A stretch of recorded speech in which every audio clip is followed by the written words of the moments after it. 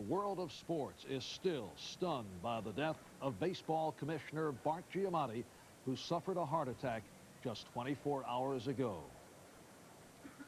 Bart Giamatti was a close friend of mine for many, many years. I do want to pay my respects. He was a great person. He loved the game of baseball, and in a short time made a real contribution to the game.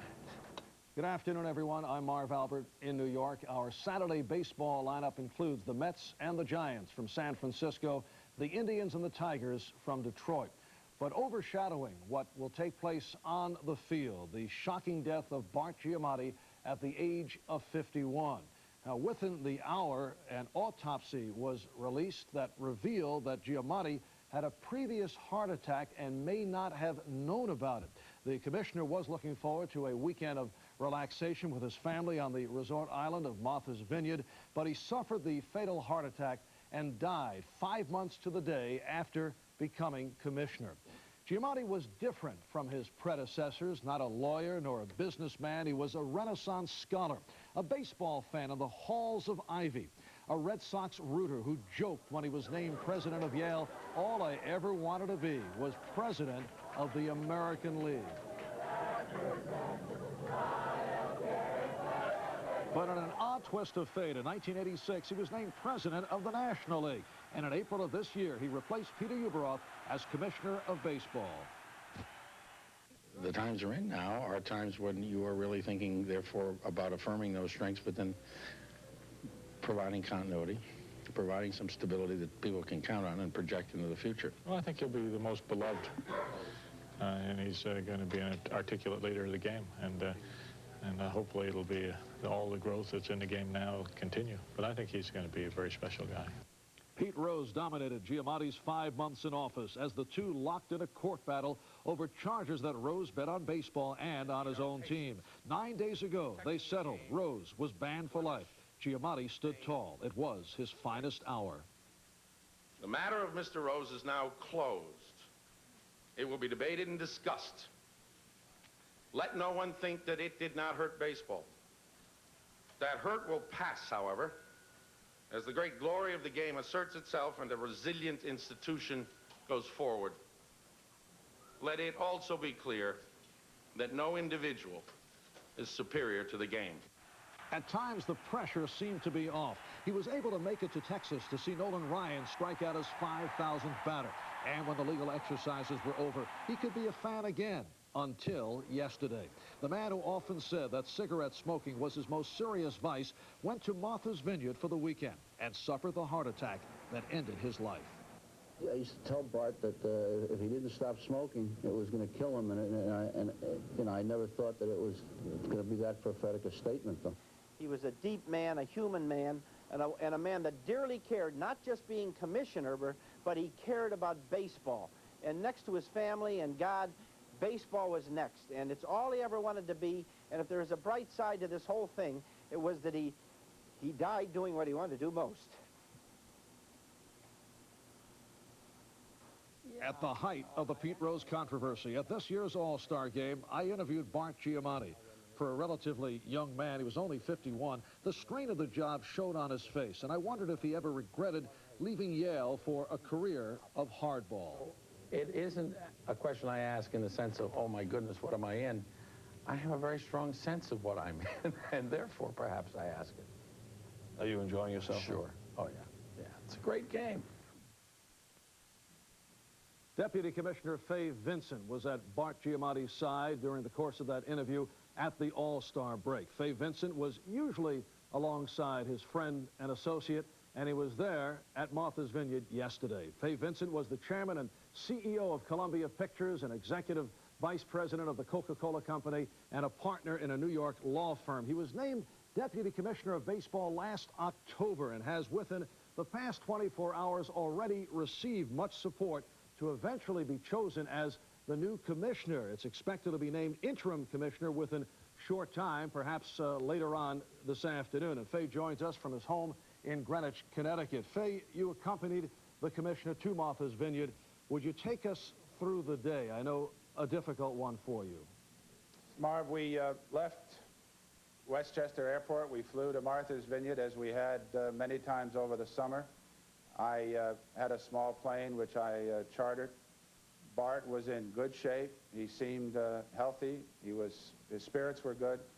We left him at Martha's Vineyard around noon, and I got a call from Dr. Bobby Brown around 4 o'clock saying that Bart had a massive heart attack. It came as an enormous shock. Were there any warning signs of a massive heart attack?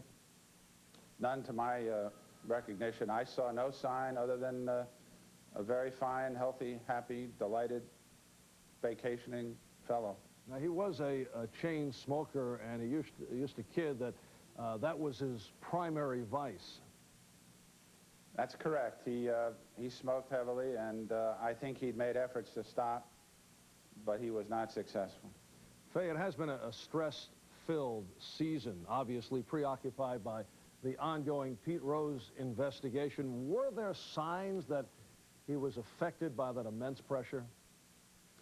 I don't think so, Marv. He knew that this job involved pressure and challenges like the Rose one. He had endured such challenges at Yale. I saw no sign that he was affected in any extraordinary way by what he was doing. He loved the job. He liked these challenges. I do not believe the Rose matter had anything to do with the tragedy of his early death. What is your role now? What is the timetable? I mentioned that it is expected that you will be named the interim commissioner later on today. How do you see things developing? Marv, it's a fair question. It's difficult for me today. This is a terrifically tragic day for me. I lost a great friend. I lost a partner. And it's difficult to talk about the future. I think I will sit down with the owners because Bart would want that. But at the moment, I really don't know what the next step is. I would expect that the owners will ask me to serve as the interim commissioner, and I would be happy to do that. But that is entirely up to them, and it would be presumptuous of me to anticipate their decision. What will you remember most about Bart Giamatti? Well, I think I'll remember his enormous capacity to make friends. He was such a talented human being, and he found it challenging and exciting to get to know new people. He loved to talk. He said the best thing he did was to talk. And I guess I will remember him most because of that remarkable quality he had to make friends. Fay, thank you so much for sharing your thoughts with us. Thanks, Mark. Deputy Commissioner of Baseball, Fay Vincent, there are many who feel he will eventually be the next commissioner of baseball. When we come back, more on the untimely death of Bart Giamatti. We'll visit with one-time baseball commissioner, Bowie Kuhn. NBC Sports presents Major League Baseball, an inside look. In a few moments of silent prayer, as we remember the Commissioner of Baseball, A. Bartlett Giamatti, who died this afternoon. We remember Dr. Giamatti with respect, affection, and love. That's the scene in ballparks across America last night, paying tribute to Bart Giamatti. Bowie Kuhn was Commissioner of Baseball from 1969 through 1984, preceding Peter Ueberroth, who preceded Bart Giamatti. And Bowie has joined us from WNBC TV's Long Island Bureau in Melville. First of all, what are your recollections of Bart Giamatti? Well, Marv, I remember a guy, will always remember a guy, very bright, very articulate, eloquent, with a marvelous sense of humor and never-ending sense of humor and a deep affection for the game, respect for its traditions. I think that's the way I will think about Bart Giamatti. Bowie, you may have heard the Deputy Commissioner, Fay Vincent, tell us moments ago that he felt Giamatti was not affected by the pressure of dealing with the Pete Rose decision. Now, you went through some difficult times, battles with Charlie Finley and George Steinbrenner, labor problems. How did the stress affect you? I don't think the stress is a serious factor. Obviously, there's stress there. You grow used to it. It becomes part of your daily life. You accept it. You learn to live with it. I think Bart, both as a university president, a great university president, and as National League president, commissioner, I think he knew how to live with those things. And I don't think the stress of the Rose situation was a major factor with him. Will Giamatti's legacy be strictly the tie-in with Pete Rose and the gambling investigation? Well, obviously it's going to play an important part in how we think about him, but I think people should certainly remember Bart as a guy who loved the game, who had a grand, magnificent set of talents which a commissioner should have, and who struggled very well to protect the game's traditions and the game's integrity. I think that's the way people will think of Bart and should think of Bart. What struck you as you followed the day-to-day events involving Giamatti and Rose? Now, I would think you had to be measuring it from a sense of how you might have reacted as commissioner. Sure, of course I did. I felt for the fact that Rose had gone to court, had taken the whole thing through a long, winding trail that it need not have gone through. Ultimately, Rose was bound to lose out. Ultimately, Giamatti would prevail. It was Giamatti's patience, fair-mindedness that kept striking me as I watched the process, but I was sorry it was drawn out as it was. I didn't think it was fair to Bart. Now, there appears to be much support for the Deputy Commissioner, Fay Vincent, to take over. What is your reaction to Vincent? Well, I can't say I know Fay very well. He certainly is a man with a good reputation. Baseball people seem to like him. I talk to baseball people all the time, and I know they do have a high regard for Fay. What do you foresee as the biggest problem that the next commissioner will face? I think dealing with the labor management situation. They're coming into collective bargaining soon. I think they're really going to miss Bart in that kind of role because he was a man who could have brought good balance to that situation. The next commissioner must know how to balance out those interests between the clubs and the players and not let it erupt into a strike or a stoppage of some kind. Bowie, thank you very much for joining us. It's a pleasure, Marv. All right, former baseball commissioner Bowie Kuhn will be back in a moment. One home run, his 16th home run of the season, 7 of the 16 coming at Fenway Park. And in games of note last night, the Orioles fell out of first place for the first time since the 26th of May. Blue Jays taking over first in the AL East, sparked by an unlikely hero. Rookie Glenn Allen Hill, promoted to the majors earlier in the day, hit this grand slam home run, his first major league homer. Blue Jays over the Twins 7-3. Toronto has won 10 of its last 11. And it was Darryl Boston with this, his second career grand slam, leading the White Sox over the Orioles 10-1. Orioles have dropped 3 of the last 4. In the AL West, here come the Royals. This 2-out, 2-run double by Willie Wilson in the 12th gave the Royals a 5-3 win over Texas. KC now in second place, only a game and a half behind Oakland. Couple of superb pitching performances last night in the National League. Tim Belcher of the Dodgers threw his second straight shutout, 6th of the season to lead the majors. Belcher blanked the Expos 2-0. While Atlanta rookie Derek Lilliquist turned in a strong outing as the Braves knocked off the Cubs 5-1, but the Cubs remain 2.5 in front of the Mets. And it was one-time Met Kevin Mitchell whacking this 3-run home run, number 41 on the season, helping the Giants beat the Mets 7-1, 4 RBIs for Mitchell. He leads the majors with 114. Giants lead the West by 4 games. And coming up, most of you will see the Mets and the Giants from Candlestick in San Francisco. Vin Scully and Tom Seaver bringing you the play-by-play. Second of the 3-game set. Excellent pitching matchup. Frank Viola against Rick Russell. Russell gunning for win number 16. Some of you will see the Indians and the Tigers from Detroit with Bob Costas and Tony Kubek. I'm Marv Albert in New York as we head to the ballpark on this sad day for baseball.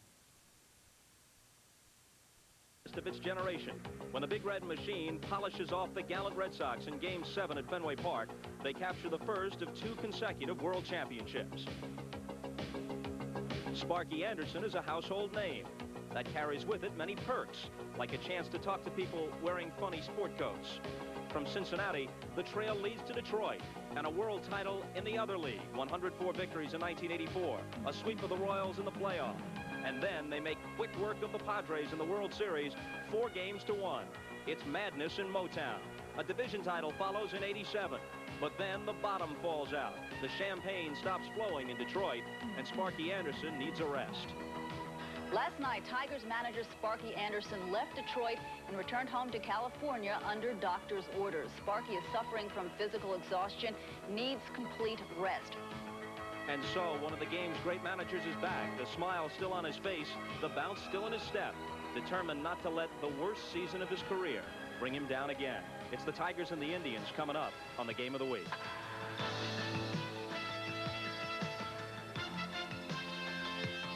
The National Broadcasting Company, now in its 7th decade of bringing you baseball's memories.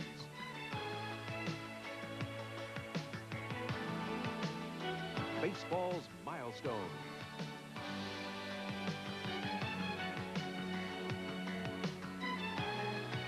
Baseball's magical moments.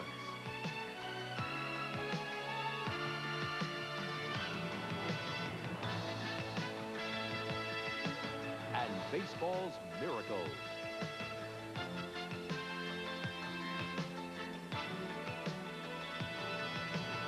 NBC Sports proudly presents the Major League Baseball Game of the Week.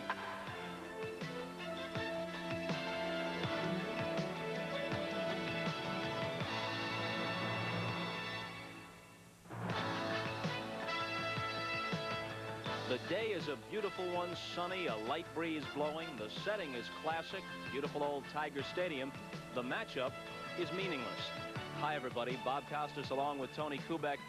Trust me, I wouldn't try to put you on, and in this case, even if I did, you wouldn't believe me. The Tigers are about 40 games under 500. They're 26 games out of first place. They're dead last. A month ago, the Indians were a game and a half behind, but now they've fallen 9.5 off the pace. So we are bringing you this game solely so that you can study the pure beauty of the sport of baseball. Standings aside, the pitchers, Steve Davis, 1-0, left-hander for Cleveland. Jeff Robinson, a fine pitcher when healthy, 3-4 through an injury-plagued 1989 for the Tigers. Just sit back and enjoy baseball with us. Let's go down to the field. Tony is with Sparky Anderson. All right, thank you, Bobby. Sparky, Toronto has taken the league in the East. How do you see it through the month of September? Well, I think Toronto right now is the strongest club, and they're really playing extremely well. But Baltimore, everybody didn't think they would be there, Tony, and they keep staying there, and I think they will. And they do finish in Toronto the last 3 games of the season. I still think Boston and Milwaukee are in this thing. I think it's a 4-team race, but I'll be very honest with you. I really favor Toronto because when we played them up there, you could almost sense they were just starting to put everything together.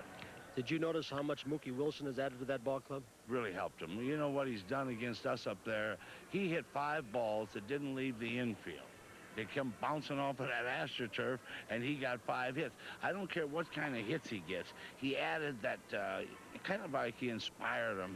He's very excitable type player, and I think that that's the type of player they really needed, somebody to kind of get some enthusiasm going. Sparky's Toronto has fooled a lot of people over the last 4 or 5 years. I mean, they've won a lot of ball games under Jimmy Williams and Bobby Cox before that, but they seem to get going well, and all of a sudden things fall apart. We know they've got the physical talent. Yeah, they got great talent. They've had it, like you said, Tony, for the last 6 years, but they're different now. There's something different. And I'd like to say this, and this is no thing on anybody else. Cito Gaston, I'll tell you who he reminds me of, and you might laugh. He reminds me of Walter Olson. Very quiet. Big man, not a lot to say, but I'll tell anybody up there, I bet they don't want to go into the room privately with him. I think he is just like Walter. They're very quiet, but gets the job done, and I just really like the way he operates. It's nice to see you getting through the season so well. Oh. We'll see you next spring, I guess. Well, you forgot now to talk about why we're almost in it, you know. No, forget it. We'll be back to Tiger Stadium with the starting lineups right after this.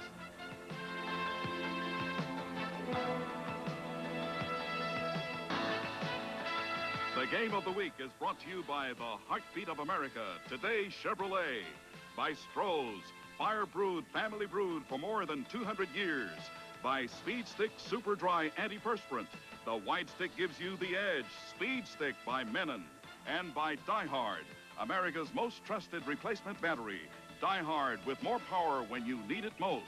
And now, here's today's Die-Hard starting lineup. There's Jeff Robinson walking to the mound, set to face this lineup. Jerry Brown, who's had a superlative season at second base, among the league leaders at .316, the leadoff man. Felix Fermin, hit-and-run man, laid down a bunt. He's the shortstop. He's excelled with the leather as well. Deion James, the former Atlanta Braves player, the DH. Joe Carter had a ninth-inning home run here last night to send it to extra innings, but eventually the Tigers won. He's the cleanup man. Pete O'Brien slumping in the second half after a strong start. The veteran, former Ranger at first. Brooke Jacoby at third. Brad Kamensk is in center field. Called him up in July, and he's been on fire since then. Joey Bell, who vaulted over AAA, came up from AA long about the time that they summoned Kamensk, and Bell has been occasionally effective. Power from the right side. He's in right field. Andy Allenson is the catcher, batting ninth. Jeff Robinson typifies what has happened to Sparky Anderson's Tigers. He's been on and off the disabled list several times with elbow problems, rib cage problems. Sensational first half last year. Saw him up in Toronto, I guess about a week ago, Bobby. Threw the ball very hard. Had the forkball going at times, but very inconsistent. Couldn't throw many strikes. But against the Indians, you don't have to throw strikes a lot of times. Frank Tanana proved that yesterday. The Indians are certainly a free-swinging team. They don't have many guys outside of Jerry Brown who can work a walk, and a veteran like Tanana, who's had a tough season, like most of his teammates, took advantage of that last night, extending that outside corner, and he had them shut out on 2 hits until, with 1 out in the ninth, Joe Carter hit an opposite field home run, a long one at that. It tied the game at 1. And the Tigers eventually went 12 innings before snapping their 12-game losing streak when Gary Pettis got a bases-loaded single in the bottom of the 12th, and they ended their misery 2-1. Pete O'Brien also take a base on balls for this ball club, but there's been not much continuity in their offense. Mel Hall last year added a lot. Franco added a lot. This man, switch hitter Jerry Brown, has 56 walks. O'Brien has 72, and the others, as Tony said, pretty much free swingers. Rick Shue in close at third. And because of the starting time and that bright sun, as soon as the shadow goes across home plate, it will be difficult hitting. Robinson's pitch is lined down the right field line, and it's just foul. You know, about a month ago, in fact, a month to the day, Bob, the Cleveland Indians were doing a lot of celebrating.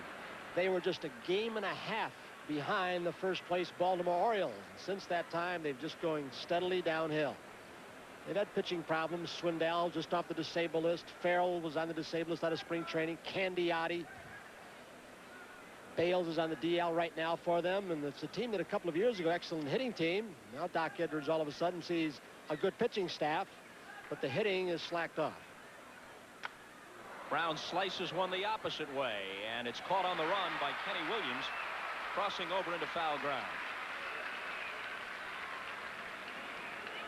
Just to back up what you said, Tony, exactly a month ago, they were up in Fenway playing the Red Sox game and a half back. They got to 500 at 54-54 2 days later. But since then, they're 9-17, and they dropped out of it. 9.5 games behind. The 12-game losing streak, which just ended last night, plummeted Detroit unbelievably 41 games beneath 500. On this date a year ago, they were in first place, a game in front in the American League East, and they were, of course, the defending division champs. And the rest of the way, the Tigers saw the bottom drop out on them, finished miserably in '88, and it carried over to this year. And of course, the first half last year, up until about the All-Star break, the man on the mound for the Tigers was really their stopper. He came into spring training, if healthy, as you know, it's hard to say, even with Jack Morris and the Tananas, Alexanders on the staff. Some were thinking he was going to be the ace of this staff this spring. The 1-1 pitch to Fermin, hit back through his legs. Here's Trammell from the grass, got him. Fermin could not believe it. He crossed over first base. In fact, he didn't run hard. As soon as that ball went through Robinson's legs, he felt it's a base hit. And he stopped running hard, and only because Alan Trammell reacted so quickly with a slight deflection. Trammell having back problems. He missed 4 or 5 games in a row. That's been an off and on thing with him for a couple of years. Still as fundamentally sound a shortstop as there is in the game. Robinson works now on Deion James, who takes a ball. Deion James is a useful player, but in an ideal lineup, not the guy you want to be your DH and number 3 hitter. Doesn't have the power for that. They have Corey Snyder on the bench today. Corey, after a night game struggling with the back, he's had his problems, struggling with the back and the bat. Ball 2. You know, you talk about the DH, and the late A. Bartlett Giamatti was not a DH favorite. When you look at some of the averages of DHs now, maybe now is the time that the former commissioner can get his wrist. They can get rid of it. DH is hitting 225 for Cleveland, and not much better for the Detroit Tigers, with not many RBIs and home runs either. James draws a 2-out walk, and that'll bring up Joe Carter.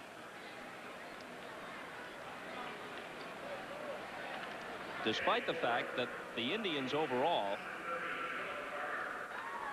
have been outscored by every team in the league except the Tigers. The Indians have just a few more runs as a team than the Tigers to this point in the season. Despite that fact, Carter is among the league leaders with 89 RBIs. Nick Esaski of the Red Sox leads with 96. Texas's Ruben Sierra has 95. A breaking ball for a strike. Don Mattingly of the Yankees with 92. It is incredible when you look at those home run and RBI stats. That his on-base percentage, Carter's is not above 300. It's about 294 or 5, so he doesn't take many walks, about 30. Trammell has it. Shovels it over to Brumley. Whitaker not in the starting lineup today. Mike records the putout.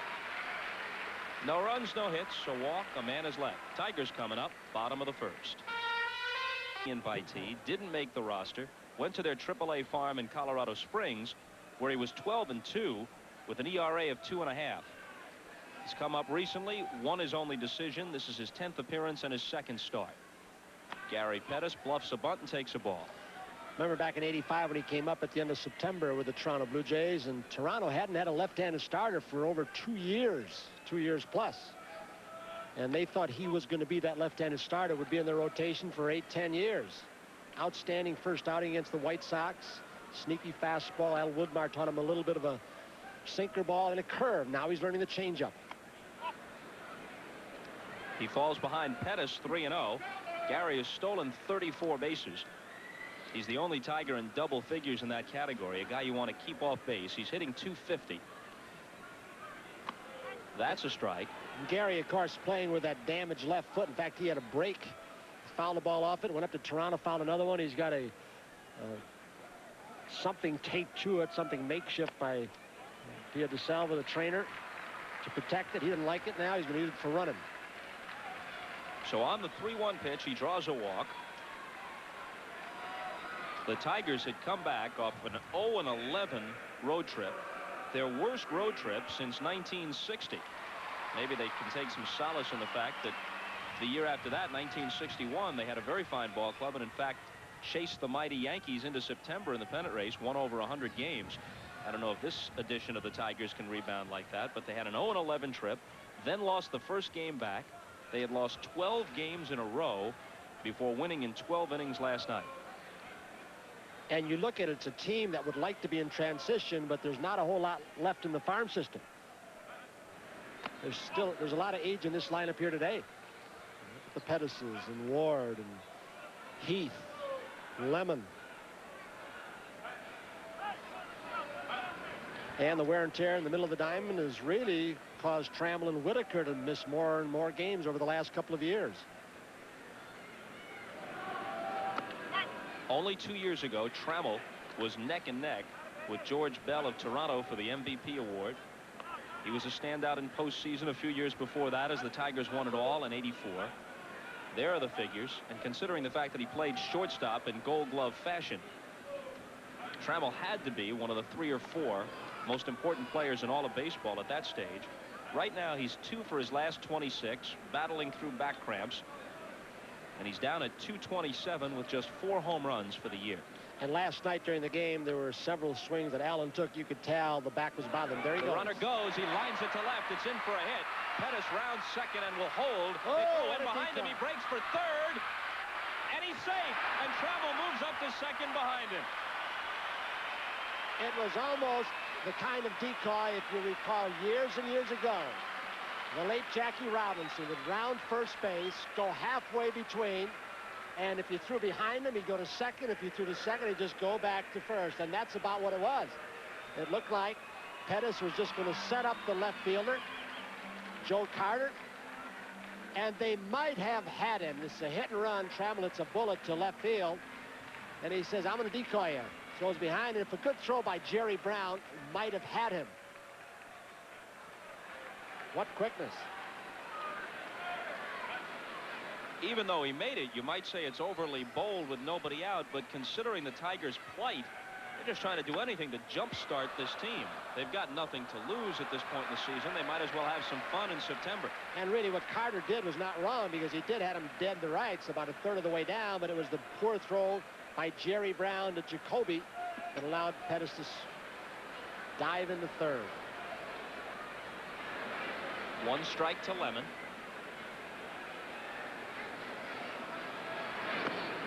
One and one.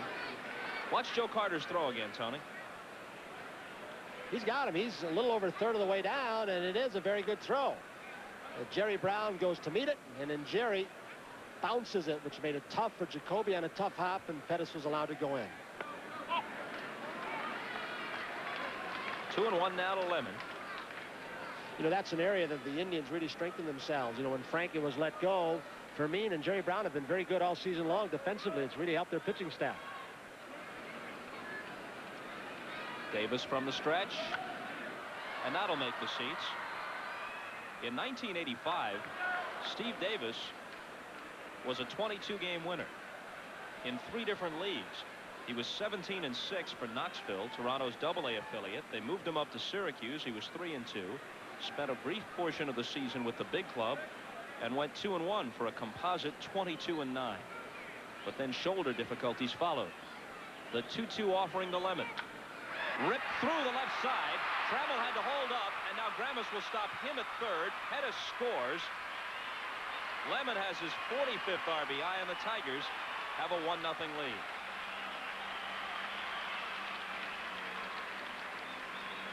And one of the strengths under the pitching coach Mark Wiley of the Indians all year long has been this pitching staff. Candiotti, since coming off the DL, has been exceptional. Swindell was on the DL. He struggled his first outing since he came back. Farrell's been all but brilliant, but he was on the DL coming out of spring training. And here comes Mark Wiley. There is speculation as to whether or not Doc Edwards, the Indians manager, will be back, which really affects the entire coaching staff. And when you look at the managers in the American League East, Bob, you start with Sparky Anderson, who obviously has established outstanding credentials, but then you list the other guys who are trying to establish that reputation. Frank Robinson challenged early. He's been fired twice. But you'd have to put Doc Edwards among the brightest managers in the Eastern Division. And they had a good start. And yet whether he'll be back or not, nobody knows. But I think they'd make a mistake, because he has established a fine pitching staff now. Hank Peters is going to have a tough decision whether or not to rehire him. And I understand some of the fans and even some of the media have been getting on Doc a little bit, but he's a brilliant young baseball mind. Gary Ward in the cleanup spot at 258. Davis hasn't retired anybody yet. Strike one, says the plate umpire Drew Koval. Joe Brinkman at first. Terry Cooney at second. Tim McClellan calling the plays at third. And the Indian bullpen with Rich Yett heating up already. They've been trying to find a role for a couple of years for Rich Yett. Started him off and on last year, a little bit this year. Pitching in long relief today. Infield looks for the double play. They concede a second run. Davis's pitch to Ward. Off speed, rolled foul. That's the pitch that Mark Wiley wants him to mix in. He's never really had a changeup, and they're trying to find a changeup that feels comfortable. And of course, when you've got another pitching coach on there, Doug Jones, with that great changeup, I'm sure he's worked with him too. Off speed, off the curveball. Like Jones was going to be a pitching coach. He said, why don't you go down and become a roving pitching coach, and started teaching the great change he has. Had a great year last year and again this year. The 1-2 pitch. Hits sharply to short. Fermin looks like he'll turn it with Brown as the middleman, so Ward gets no RBI, but Trammell crosses the plate, and the Tigers have staked Jeff Robinson to a 2-0 lead. Couldn't hit it any harder. Just one short step to Fermin's right.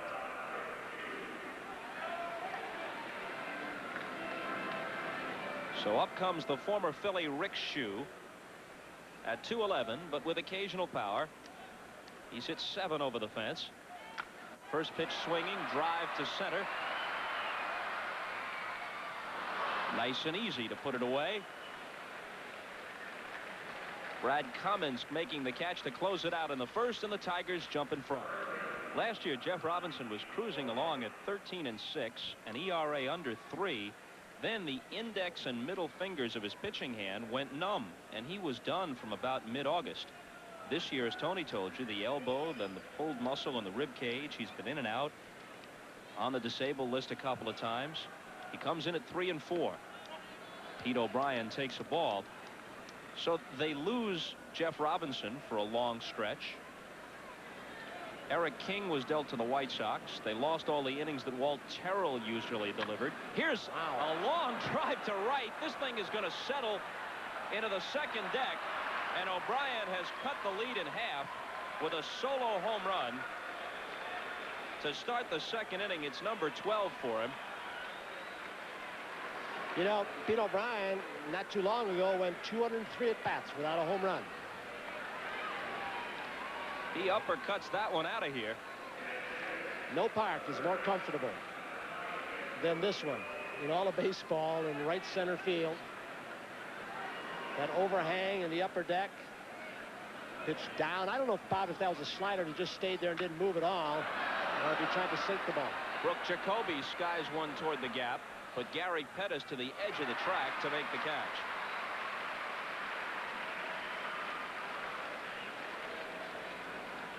You notice when teams are out of it in September how many times they swing at that first pitch? There aren't any salary drives anymore, folks. You know, the arbitration and free agency and all else. So you go up there hacking. Years ago, when teams were out of it, when you're playing primarily for next year's salary, maybe you saw a little bit better quality baseball from teams that were out of it. Trying to build up those numbers for next year. A pitch high to Brad Cummins, just to finish up the thought, which Pete O'Brien interrupted with that shot into the second deck. 1-1. They trade away Walt Terrell and Eric King. Jack Morris has been hurt this year, as has Jeff Robinson. And it leaves their pitching staff in disarray, and they've got to fill in with a lot of inferior pitchers. Last year, they used only 9 starters, including spot guys, for the whole year. This year, they've used 15. Last year, Morris, Tanana, Alexander, and Terrell all pitched over 200 innings for Sparky. And you're not even talking about their bullpen yet. Henneman's had some problems this year with injury, and Guillermo Hernandez, who pitched very well in streaks. He's had that elbow problem crop up several times. Joey Bell will be next. This is a 3-1 pitch. Well, there's no question this year has been the year of the injury, but when you get a little more age, as the Tigers do, the injuries crop up more often and takes longer to rehabilitate those injuries. So there's Jack Doyle Alexander. Trainer's room has been filled this year. Lou Whitaker getting a rest today. He's had a little damaged wrist. Freddie Lynn, he's been hurt off and on all year, hurt again, diving for a ball. Cummins takes a seat. It's the first strikeout for Robinson. He has a good fastball, Jeff Robinson, 90 miles an hour at times. The forkball can be devastating, and he also has a pretty good slider. There's a slider that, you wonder from that center field camera, unless you just lose the ball completely or guessing, how you could take a slider that all but backed up right down the middle and not have a hack at it with 2 strikes. Charlie Manuel, the Indians hitting instructor, is bemoaning the fact that hitters are coming from the minor leagues not knowing how to hit with 2 strikes. They continue to guess. They don't know how to choke up, spread out. Early Joey Bell. Bypassed AAA. Called up from their AA farm in July. Had a dramatic game-winning grand slam home run a few days later against the Yankees. If he can curb his volatility, he may have a pretty good career. Just really a few months at the AA level before he's called up. But He was sent home from Mexican League winter ball and one other year in the lower minor leagues. So, but he's a tremendous talent, a strong kid. You watch him take batting practice. Oh, he hits the ball to right and left center field and try and pull. Tremendous power. Indians trail 2-1 as they bat here in the second. 2 out, nobody on, and a run home. And that misses inside, 2-2. And you do not see many power hitters these days standing on the plate like he does with a little bit of an open stance.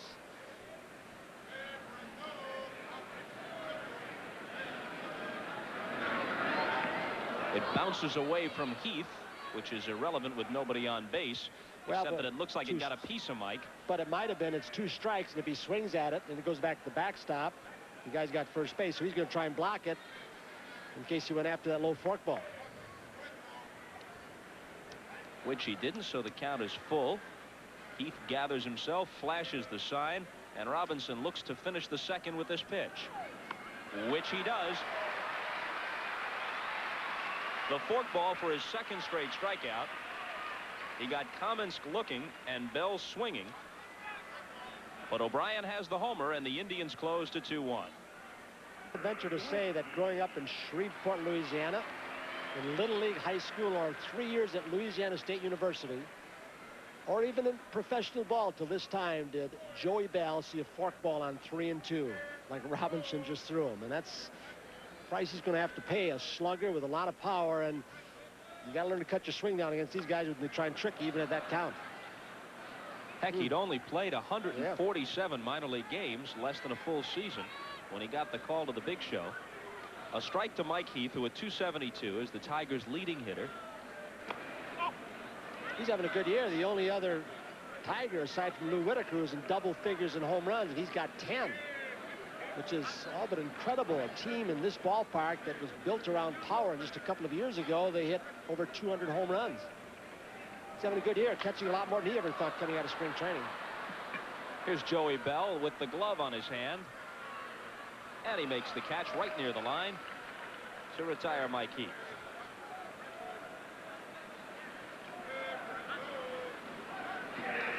To elaborate on a point we mentioned briefly earlier, on this date in 1988, the Tigers were 75-59 and led by a game. They lost 24 of their last 39, so the swoon actually had begun before this date, and they were just kind of hanging on at this point. But when you put losing 24 of their last 39 together with this year's record, 41 under 500, they are 50 games beneath break even since they occupied first place and were the defending division champions. It's hard to remember a team in recent memory that saw everything fall apart so quickly. This was not a gradual decline. It was an absolute collapse. Well, and you're talking on the other end of the spectrum. Sparky talked about it earlier. The Baltimore Orioles going from where they did after last year to what they've done so far this year, and just a game behind. That's Billy Muffet to Sparky's right. That struggle last year, Bob, you know, for about a month, the pitching was pretty good for Billy Muffet's staff. And then that fell apart, too. They couldn't carry the ball club. 3-1 to Kenny Williams. 1 out, nobody on. Davis's pitch. Walked him. That's the second walk he's allowed. The first one hurt him. He gave Pettis a free pass to start the game, and that began a 2-run rally. And Steve Davis obviously overthrowing. You can see the right shoulder flying open and the arm dragging very high, and that may be what Mark Wiley told him before he somehow got out of that first inning. Just a couple of runs. Just overthrowing. And the thing I think maybe that Allenson would tell him is, hey, look, harder is not always better. You lose the movement, you lose sight of the strike zone, so back off a little bit. Dave Bergman now hitting 8th against the left-hander. He played about the last 10, 11 days against left-handers and right-handers.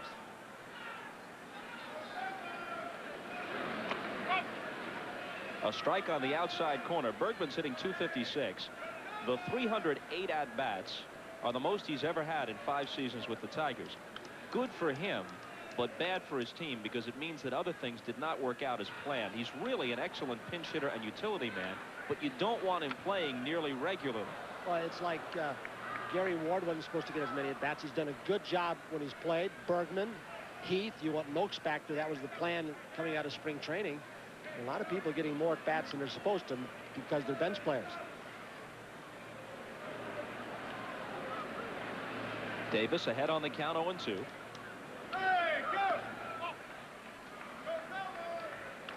Well, some of the veteran players like Darrell Evans and Tom Brookins, Keith Moreland, who was here briefly before being sent to Baltimore, have been moved out. Larry Herndon also gone. But they still got a lot of age on this roster, as Tony said. Not going on the 1-2 pitch, and the count evens. They've still got Freddie Lynn and Trammell and Whitaker. Whitaker having a fine season, and Trammell still an excellent player if he's healthy. But they've been the DP combination here, uninterrupted since 1978.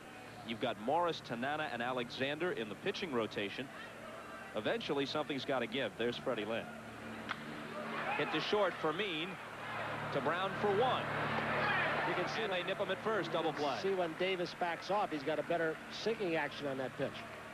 That finishes it, and we'll be back after these messages from your local station.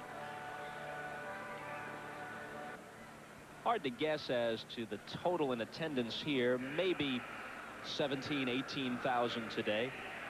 They're going to wind up about 500,000 behind last year's attendance pace, so their place in the standings definitely is translated into a lot of lost revenue at the gate. This is a promotion day too for kids, so they've got a few more on loose leaf binder day. Did you get yours? Starting classes this fall. Yes, and of course I put the little markers in there: social studies, chemistry, phys ed. Toronto wins again. They finally surged in front in the American League East by a game over the Orioles. Now a game and a half pending the outcome of the Oriole game later. Now that was John Cerruti's start today, the left-hander who was the most consistent starter for Toronto up until about his last 5 starts. So if he pitched well, that means they got 5 starters going well. Stottlemyre yesterday. 3 exceptionally people out of the bullpen: Wells, Ward, and Hankey, along with Goose Gazzo. Ooh. I tell you, that team could go deep into October, Bob, the way they're playing now, if they continue to play the way they're playing with their bench strength and their pitching staff. A 2-1 pitch to the catcher. Allenson misses high. When I say deep into October, I mean they could end up in the World Series.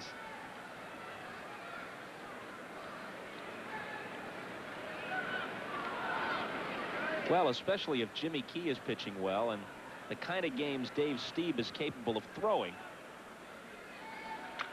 Allenson with a drive to deep left center. Pettis on the run, won't get there, and it's off the fence on the fly. Misses being a homer by a few feet, and Allenson jogs into second with a leadoff double in the top of the 3rd.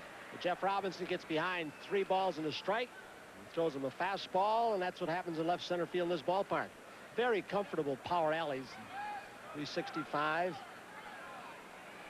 You'd like to be able to keep the ball in the middle of the diamond, but which is 440 feet to dead center, but left and right center are so attractive here. So up comes Jerry Brown. See if the Gov can get the ball to the right side. The Governor, that's his nickname. Lost a point off his average, down to 315. Still among the league leaders. Kirby Puckett clings to a 2-point edge at 340. Wade Boggs right behind at 338. Drags a bunt, and it's foul. Carney Lansford's still in contention for another batting title. It could be his second. He won in 1981 when with the Red Sox. There's Lansford. Steve Sachs, great year, first in the American League amid all the turmoil at Yankee Stadium. Then Alvin Davis at 321, an anonymous star with the Seattle Mariners. Robin Yount in contention for another MVP at 320. Roberto Kelly of the Yankees at 318, and then Jerry Brown at 315. Swing and a miss. There's the hard split-fingered fastball. You know, you look at the American League batting departmental leaders, and it's almost shocking in a hitting park like this. It tells you what the Tigers are doing. They've just got Whitaker in the top 10 in walks, home runs. He's tied for 4th, and Pettis in stolen bases, and that's it. Robinson's 0-2 to Brown. Lays off and takes a ball. Despite the good numbers Brown has had as the leadoff man, ideally Doc Edwards would like to acquire a guy to hit first in the off season Someone who could hit for a high average, draw his share of walks, and then move Brown down into the number 2 hole because he's an excellent bat handler, hit and run man. Haven't had one of those since Brett Butler was in. Whoa, is that a devastating pitch? And the wider he spreads the finger closer to the true forkball, the more speed he takes off and the more downward movement it has. That's his 3rd strikeout. Oh, and that was actually relatively up in the strike zone compared to the others. That looked like one that Bruce Sutter threw in his prime with the Cubs, which starts out above the belt and ends up at the knees.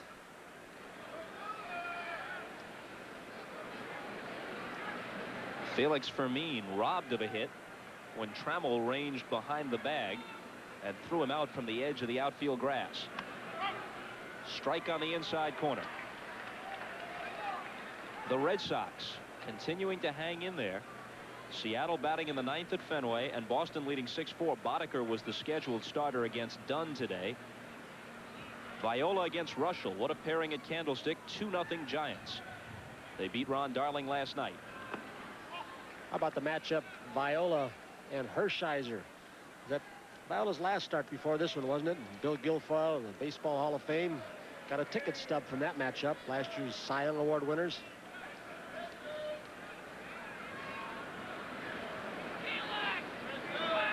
Fermin with a check swing comebacker. Robinson looks Allenson back and records the 2nd out with his toss to Bergman.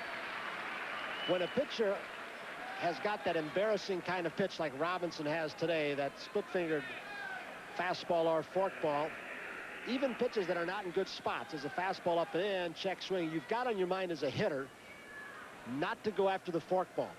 And that's in the back of your mind because you can swing it when it bounces. And because of that, so many of the other pitches become effective, even out of the strike zone as that last fastball.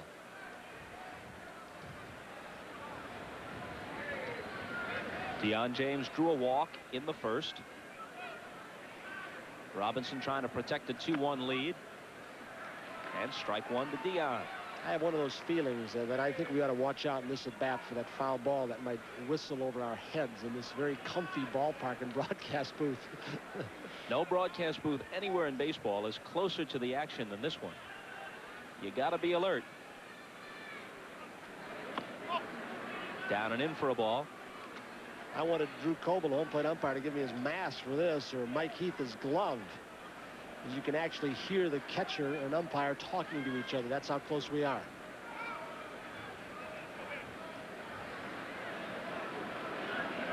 Robinson works on 1-1. Line drive. Trammell can't get it. The game's going to be tied. Allenson heading home. Here comes the throw. Offline. It gets by. And Deion James winds up at second base. And the game is tied at 2. Are they going to check now and dispute whether or not Allenson touched the plate? I don't think so. Heath asked for the ball so he could get it back from Robinson and shorten the throw in case Deion James tried to go to third base. Trammell tries to keep it in the infield. Looked like there's going to be a play. Awfully slow grass here in Tiger Stadium. The ball not thrown very hard, and it's way offline.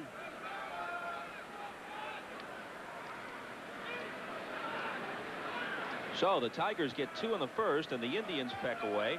O'Brien's solo homer in the 2nd, and a run here on Allenson's double, and Deion James opposite field single in the 3rd. A chance for Carter, who hit into a force play his first time up. Drills it very deep and very foul. Wonder if Joe Carter will be here next year. Some people feel he will not be. Tigers would like to have him. He hits well here, but up in Fenway Park. Does he tear that left field wall up?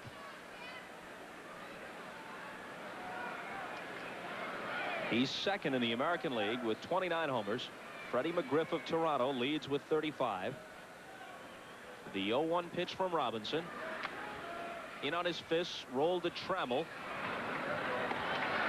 And that finishes the Tribe in the top half of the 3rd. But they knot the issue at 2. And we'll be back after this.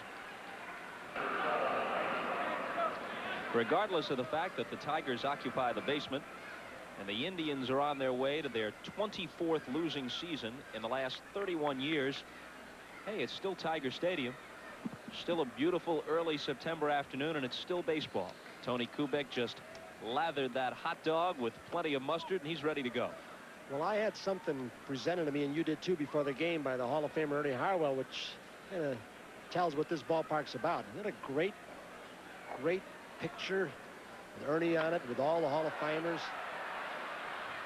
Brumley skies to Kamensk in center field, and that's the way the last half of the third begins. We'll try and get a shot of that little portrait, or that picture that Ernie Harwell presented. There's the old Hall of Famer. Sidekick Paul Carey, barely in your picture. Man was traded for a ball player. Branch Rickey was pretty smart, wasn't he, for a catcher? I think Harwell was the voice of the old Atlanta Crackers. And Red Barber took ill. The Dodgers needed a substitute radio announcer. And so the call went out to Atlanta for Harwell. Pettis finds the hole on the right side, and the speedster is aboard with one out here. He walked and scored in the first. We're tied at 2 here in the last half of the third. So the guy who ran the Crackers said, okay, fine, you can have our announcer, but we need a catcher. And they wound up getting Cliff Dapper from the Dodger organization in exchange for their broadcaster.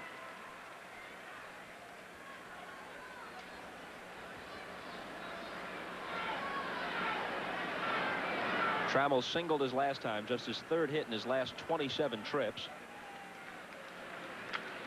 Grounded is short, could be 2 to finish the inning. There's 1. Scooped up by O'Brien. No, he can't hold it. They almost turned their third double play in as many innings. It would have been the third to go 6-4-3, but O'Brien couldn't hold the low throw from Brown. There was not a whole lot of pressure put on by Gary Pettis. He just didn't have a grip on the ball. You can see the timing was there. Fermin threw him a little bit of a changeup, and then Jerry Brown got nothing on it. Like he was more intent on avoiding Pettis, who wasn't that close to him, than getting a good throw on. O'Brien, with all the good first basemen in the American League, he's kind of underrated. He's always been good defensively. You just wonder, too, I mean, he can become a free agent after this next year, and if Texas might not be interested in getting him back. Lemon had an RBI hit in the first. Trammell at first with 2 down. Despite his bad back, he had a steal last night. The 9th he swiped this season. Dick Tracewski, the coach there. Alex Grammas on the lines at third. Here's a 1-0 pitch from Steve Davis.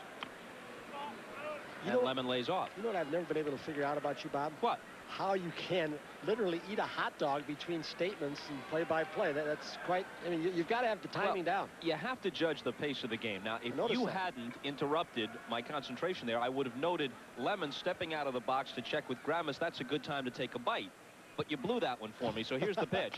I knew you were about 2 bites behind on the dog. High and outside. Lemon steps out again. Now you take the bite, you see. I haven't had time to start mine yet. Get mustard on your tie. Oh, of course, no. it's blending into that baby anyway. It doesn't matter. Oh, no. Boy, am I glad he took that pitch. Instead of hitting it in the gap, you have a relay play with a mouthful, then it's big trouble. A simple called strike is no big deal, but if 6 or 7 guys handle the ball, it's tough to spew all that with a mouthful. Without anything to wash it down to this point either. The 3-1. Whoa. Full count. You watch Steve Davis, and you see his fastball move like it does, and it'll sink once in a while. He can get the ball inside to right-handers. Pretty decent curveball. Sometimes, no matter what kind of stuff a guy's got, perhaps the delivery is just not deceptive enough, and it seems like they pick up his pitches so easily. Called strike 3. Lemon walks away in disbelief. Not inclined to argue, but certainly not in full agreement with Drew Coble. Take a look, judge for yourself. 3 gone by, tied at 2. Pete O'Brien, Brooke Jacoby, and Brad Kamensk in the 4th. O'Brien took Robinson deep his last time up, and he may do it again unless it hooks foul, which it does. Earlier this season, there were a lot of teams putting a shift on O'Brien in the infield. He was hitting a lot of ground balls to either the shortstop or second baseman. And maybe one of the reasons he went those 203 at-bats without a home run is because he was trying to hit the ball and learn to hit it the opposite way, which he's starting to do a little bit. But he may have forgotten how to pull the ball. Didn't look like it over that first swing, this at-bat, and the one he hit in the upper deck before this at-bat. The 1-1 pitch is nubbed in front of the plate, and it's Robinson to Bergman.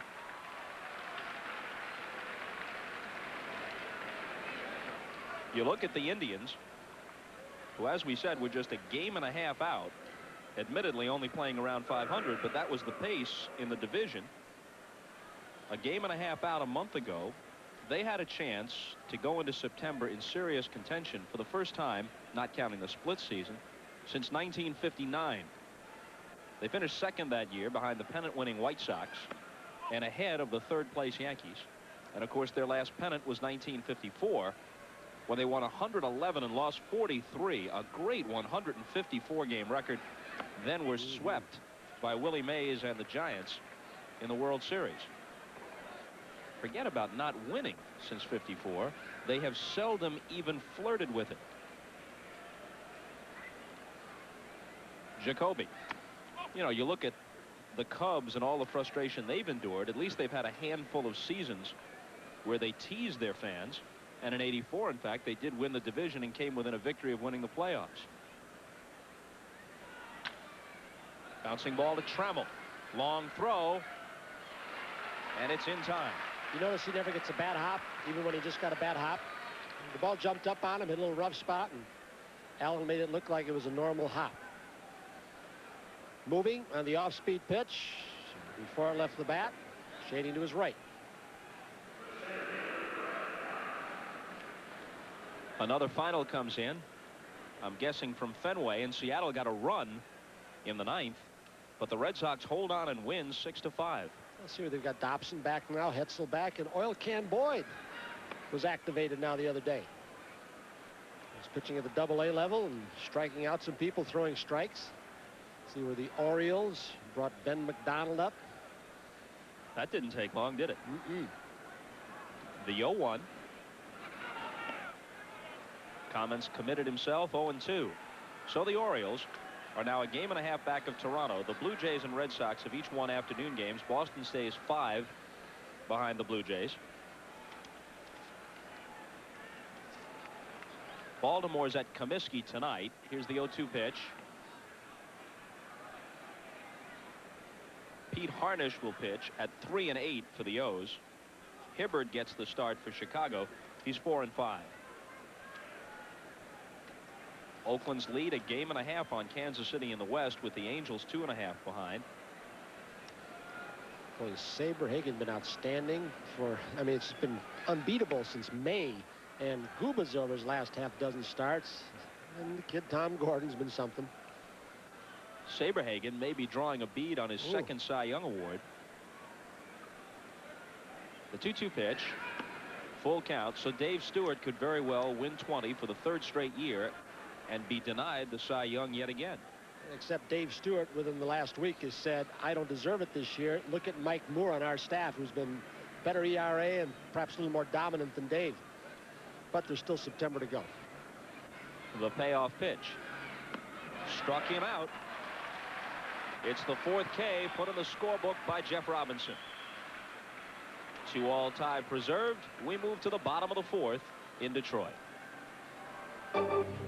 The overhang of the second deck at Tiger Stadium, where it's theoretically possible for an outfielder to be camped beneath a high fly ball that's descending toward him and have it just barely nick the overhang for a home run, a ball he otherwise would have caught. Some of you may remember the setup in the old Polo Grounds in left field. That could happen too. A guy was just waiting for the ball to come down in his glove, and it nicks the overhang for a home run. That corner we just showed, that's where home plate used to be in this ballpark. Before it was Tiger Stadium, Briggs Stadium, Navin Field. I guess it was Bennett Park way back when, Ernie Harwell tells us. Ward hit into a double play in the first. A run scored on it. He's looking for extra bases here, out toward the 400 mark. It rolls to the fence. Ward has at least a double. He chugs for third. They got a crack at him. He's in there. And I do believe that Fermin and Jerry Baughn got fooled a little bit because Fermin did not go out very far. The ball was picked up about 400 feet from home plate, and he was just barely beyond the infield on the grass. If he's out a little bit farther so that you could get 2 shorter throws instead of 1 real long one from Commons and his short one, he might have had a better chance. But he expected his outfielder to throw the ball too far.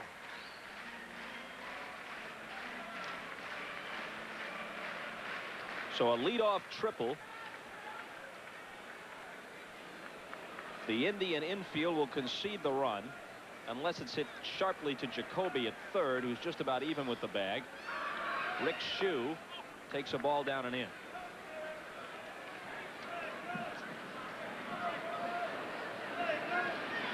Shue fly to center to end the first.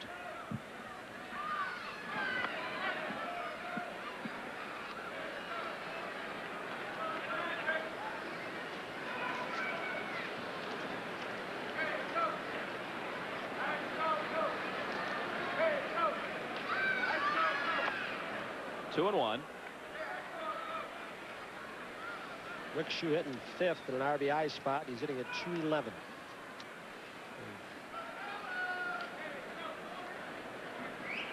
18 runs batted in, and that'll tell you how Tigers' offense has gone this year. Hit to short. Fermin stumbles, throws him out as the run scores. So he does get the RBI there, but just his 19th of the season. 3-2 Tigers.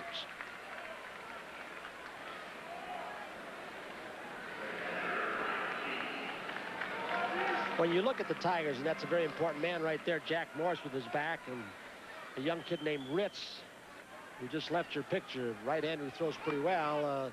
In the Eastern Division, unless, a lot of teams go out and get free agents, which Mr. Steinbrenner, I'm sure, is going to try and do, get instant success, but a team like the Tigers could be a contender again next year if their pitching staff's healthy. And this division is going to change overnight or over the wintertime and become a dominant division as it was a few years ago. There's Jack. And Bill Ajoy, the man who runs the baseball part of the operation, along with Jimmy Campbell, they did not panic and give people away in a fire sale when September 1st rolled around. Now, that isn't to say they might not make some trades with some of these players during the offseason, but they wanted something in return, and they just couldn't get it, so they kept them.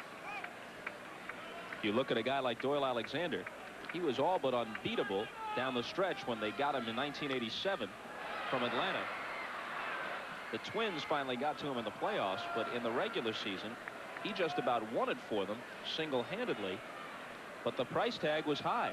They gave up John Smoltz, the hard-throwing young right-hander who could be a star for the Braves for years to come.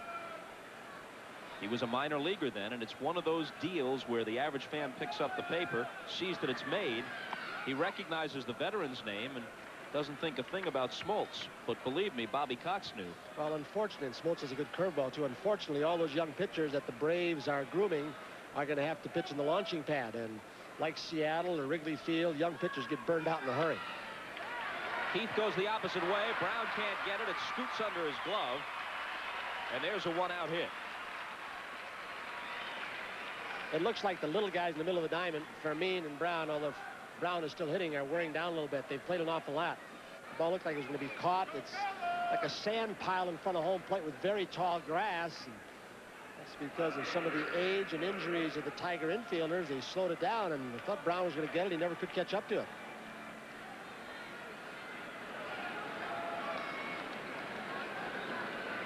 Kenny Williams had a walk his last time. Trying to keep himself above 200 for the year. There goes Heath on the first pitch. Allenson unloads. It's offline, and the catcher steals it.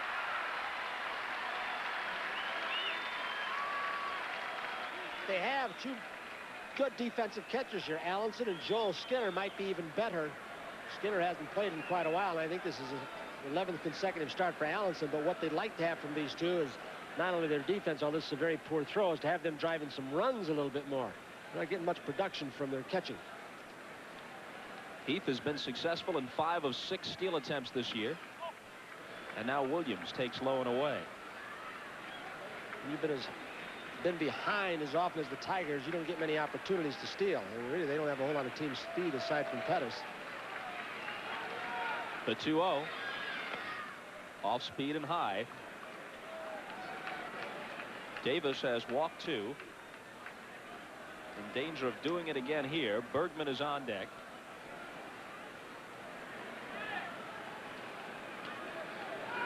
The 3-0 pitch. Walks him on 4 pitches. You know, when you think about the Indians pitching staff, when you've got a Greg Swindell, a John Farrell, a hard thrower, Tom Candiotti with the knuckleball, and Bud Black as your number 4 pitcher, plus Rich Yett up again, Doug Jones, one of the game's premier closers coming out of the pen, you're in good shape there. A couple of years ago, people regarded the Indians as one of the most potent hitting teams in all of baseball. Bergman hit into a double play in his only at-bat, and he takes the ball. You remember, in April of '87, the Indians were on the cover of Sports Illustrated. They were the trendy pick to win the American League East, and it wasn't because of pitching. It was because all the hitters, Tabler with them then, Jacoby, Carter, Corey Snyder, they were all coming off huge years. Liner to center, it's in for a hit. The runner being waved home. Comet's throw is not in time. A pitcher with a good arm in Steve Davis, but he just throws so many pitches right down the middle of the plate. There's another one right there. Left-handed hitter. He'd like to keep the ball down. He's belt high, and out comes Doc Edwards, and I guess we're going to see Rich Yett.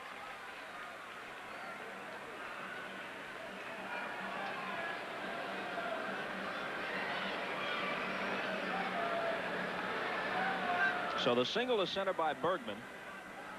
Plates Heath. Kenny Williams motors around to third. Davis is finished. Here comes Yett, and we'll be back. This relief break is brought to you by Rolaids, and here's a look at this week's American and National League leaders in the standings for the Rolaids Relief Man Awards. Eckersley of Oakland, Russell of Texas, tied for the lead in the American League with 80 total points. Points are deducted for blown saves, and despite having relinquished 6, Russell still hangs in with 80 total points. Doug Jones of the Indians is tied with Jeff Russell of the Rangers for the league lead with 30 saves, but he's just a bit behind in the total relief man points. In the National League, a pair of left-handers, Mark Davis of San Diego, he leads the majors with 88. And even with the 9 blown saves, Mitch Williams is right there with 79 for the Cubs. Brumley, the batter. We may see Doug Jones before this one is over, but not just yet. Are you all right, my man? I'm doing fine. This is his 28th ball game. He's had 12 starts. Just a terrific arm. Sometimes you get the fastball in the high 80s, and decent curveball at times. In fact, a good one. I think yet also there's always like a palm ball. We saw him, was it the last Saturday of the season last year against Jeff Sellers? Did you see them in Cleveland? Didn't he start that game? I believe you're hallucinating. Here's the 0-2 pitch to Brumley. High and away. Remember Cleveland and Boston? And Sellers had that no-hitter for about 7 innings. You weren't with me. My attorneys can prove it. I can absolutely establish an alibi. Your mind is going, gone. Mel Allen perhaps will be there to pronounce you officially insane. He is going, long gone. Williams is at third. Bergman is at first. 2 runs are home in the bottom of the 4th. And the Tigers are back in front 4-2. They've got 6 hits. The Indians have 3. Yet in relief of Davis. Brumley finds the hole. Base hit. 5-2 Tigers. Bergman will stop at second.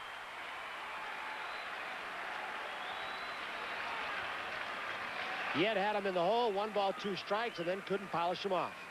Gave him a pitch, perhaps the one pitch he didn't want to give him, pitch he could pull through the right side.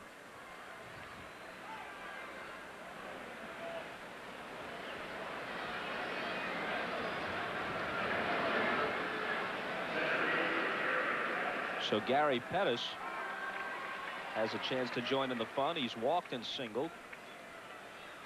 Switch hitter turns around to the left side.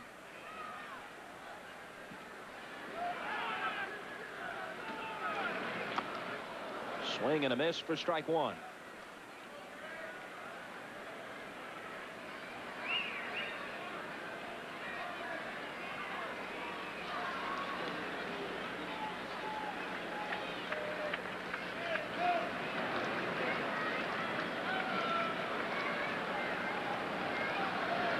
Still only one out.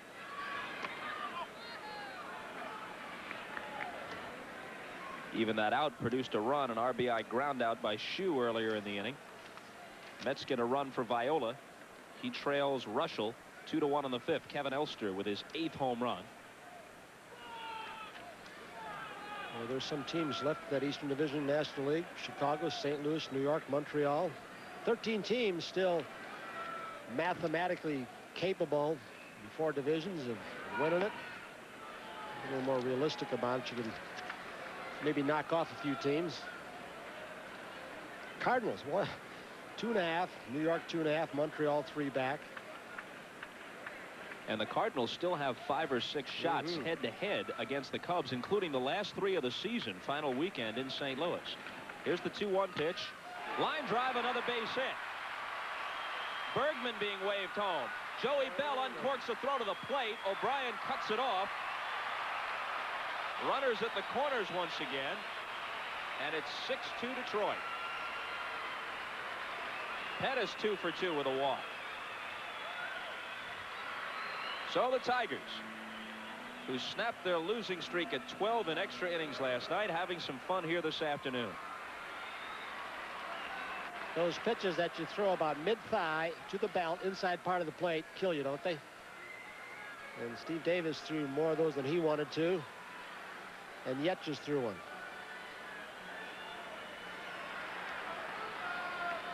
This isn't exactly the 27 Yankees that are battering him around right now.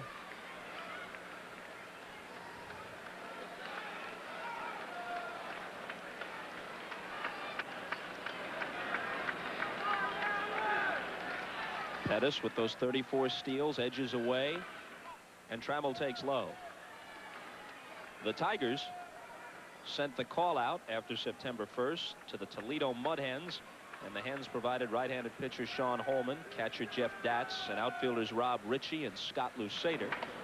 Lusader has been up briefly with the big club before, but much to my chagrin, I know what you're going to say, combat boots and all. no Jim Whalewander. Yeah. Heck, what have they got to lose? 41 under 500. Line drive, just missed the chalk. Almost an extra base hit for Trammell. Whalewander, you'll recall, a couple of years ago, spent a long stretch on the big league roster. He had come up from the Mud Hens. In Toledo, he had an apartment with no furniture.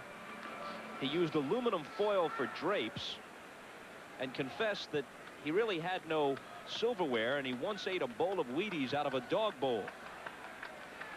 Here's the 1-1 pitch.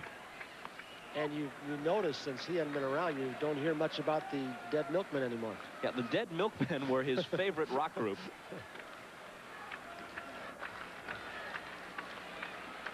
Preferred by young and old alike. I can't say as I'm fully familiar with the Dead Milkmen's repertoire, nor do I want to be. Trammell fouls it back, 2-2.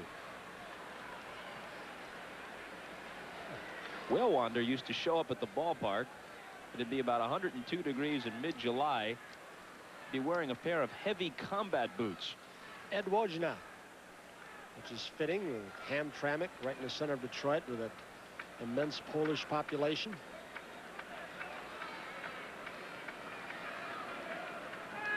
The 2-2 pitch with 2 on and 1 out. It's supposed to be hard to see right now, but the Tigers aren't having many bad swings, are they? That's why it's supposed to be difficult to pick up the spin on the ball, that shadow.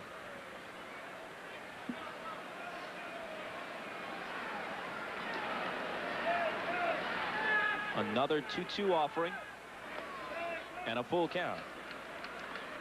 Pettis has remained anchored at first. Let's see if he takes off on this one. Trammell is the 8th man to bat in the inning. Ward opened with a triple to left center, scored on Shue's ground out. Heath singled, Williams walked, Bergman singled for a run, Brumley singled for another one. There goes Pettis, and Trammell pops it up.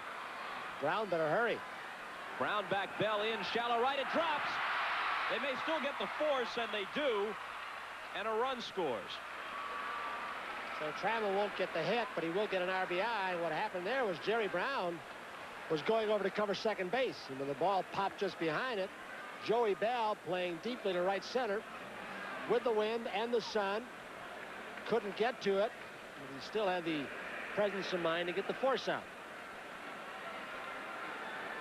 It's not an even exchange, though, because obviously had the ball been caught in shallow right, Brumley would not have been able to tag and score. As it is, the play has scored 9-6 for a force out, but Brumley crosses the plate to make it 7-2, 5 runs in the inning.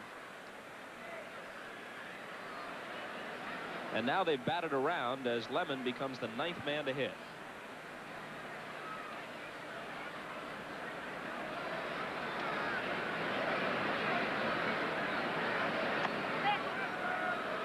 A strike 0-2. The RBI for Trammell is just his 34th in a sad and injury-plagued season for him and the Tigers.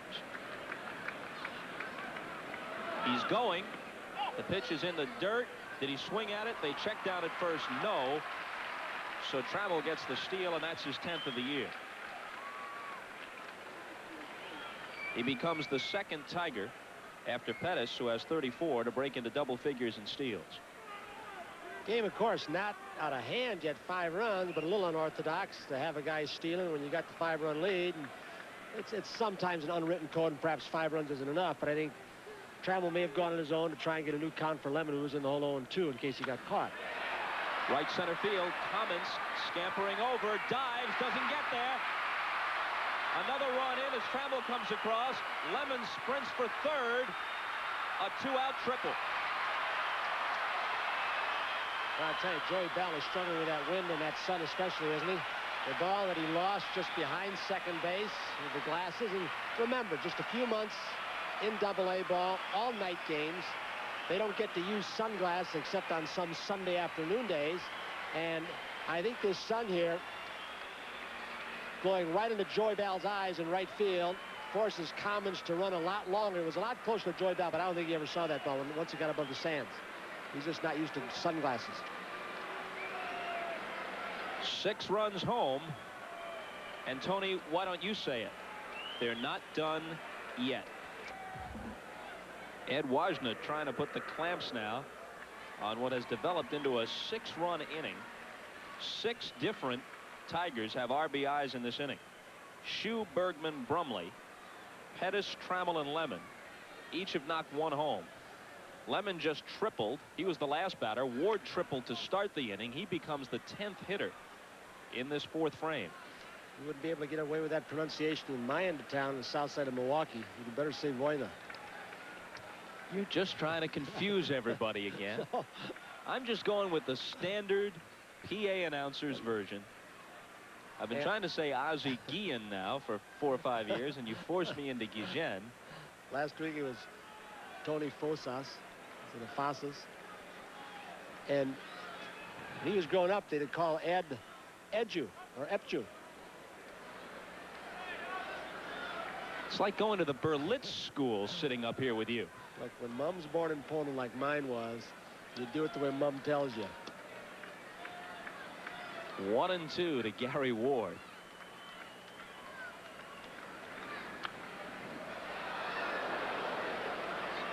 Six runs in the 4th.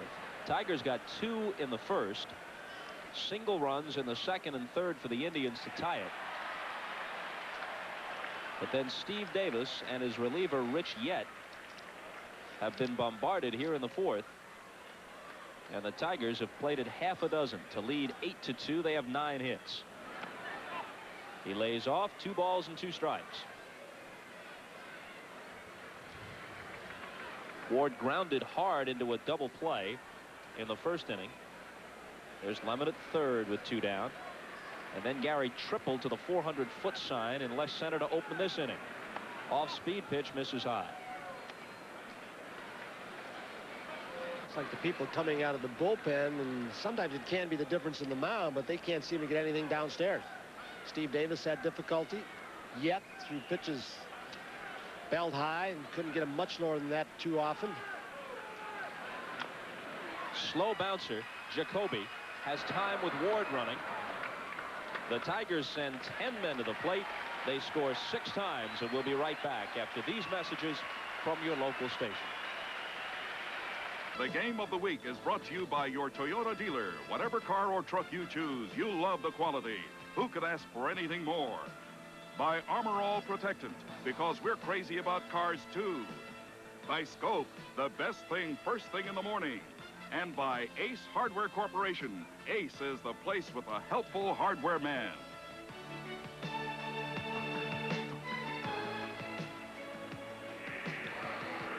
A 6-run fourth was certainly helpful from Jeff Robinson's perspective.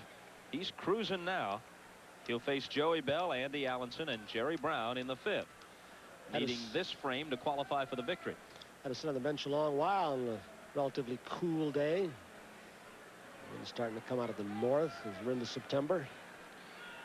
Yeah, at least in a non-DH league, in an inning like that, you'd get a turn at bat, maybe get on base, run the bases. And then, of course, they'd say you might be tired from all that activity, and it would affect you when you go back to the mound. So they can interpret it either way.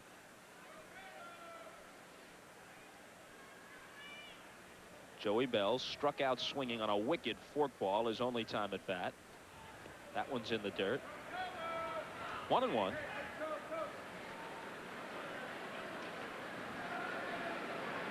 Hard to believe as we look around this park that there's talk of tearing it down. Of course, a lot of feeling to the contrary. Protesters picketing around the ballpark. At the very mention of the possibility, they would prefer to see it preserved, and any rehabbing that might be possible could be done, and they could keep the great feel of a classical park with its tradition and history. I think Mr. Monahan, the owner of the Tigers, would like to see a new ballpark, but maybe 5-6 years before they can even think of it.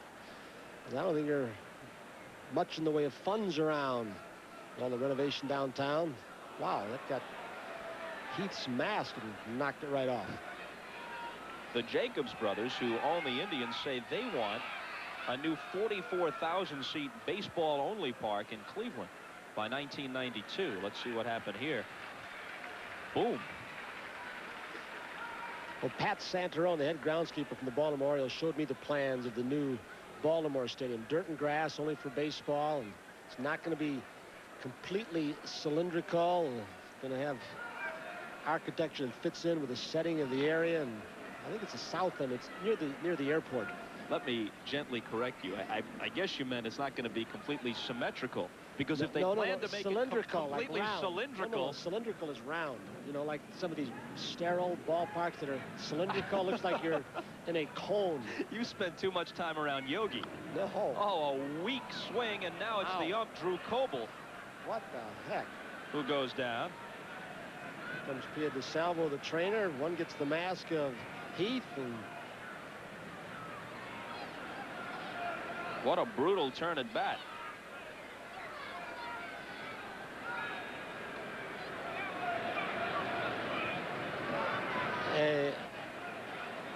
Oh, my goodness. Well, that's kind of self-explanatory. And on that note, let's go to Gail Gardner.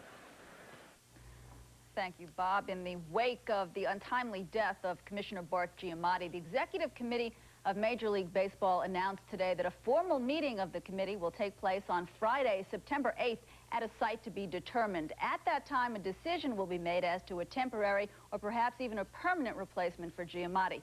Right now, Giamatti's deputy, Francis Vincent, is the acting commissioner and could very well continue in that role. Let's go back to Detroit. Bob.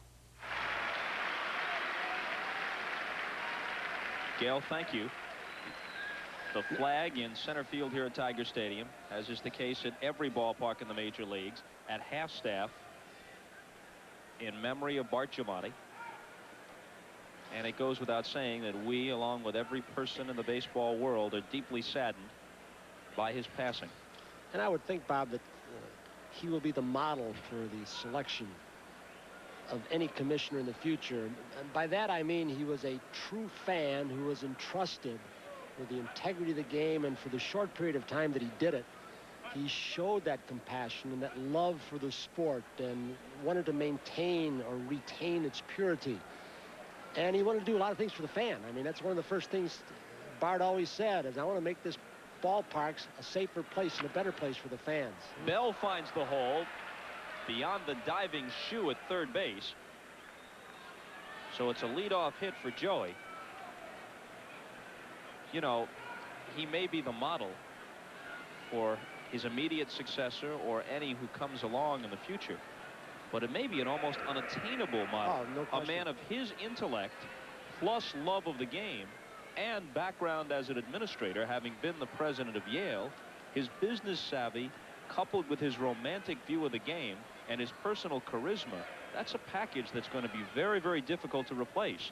Uberoff was a brilliant businessman, but even his staunchest supporters would not contend that he had a lifelong love affair with the game or a true understanding of its place in Americana that would equal Giamatti's.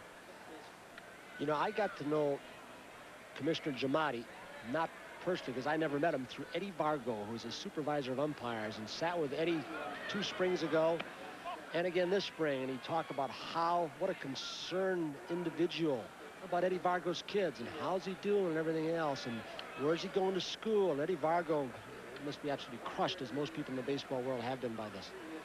He was extraordinarily popular with the umpires yeah. as a group, because he spent time with them, not just when there was a dispute on the table. He would drop by the umpire's room and, as you say, just try and get to know them and understand their concerns.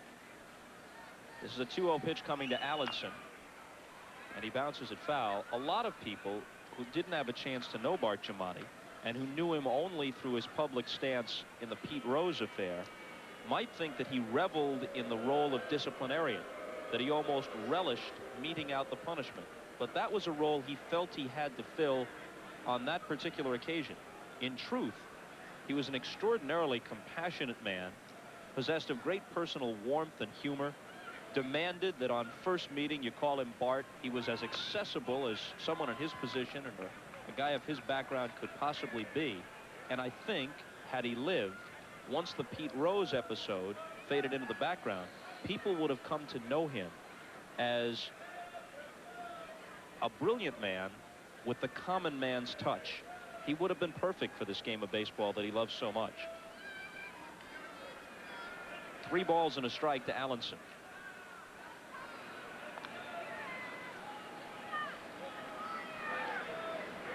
You wonder why, 6-run lead, you're bothering about the runner at first base.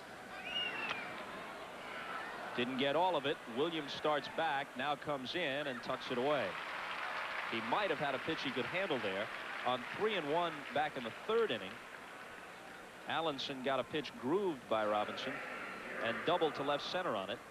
This time Robinson might have gotten away with a mistake on 3-1. So 1 out, 1 on here in the 5th. 8-2 Tigers.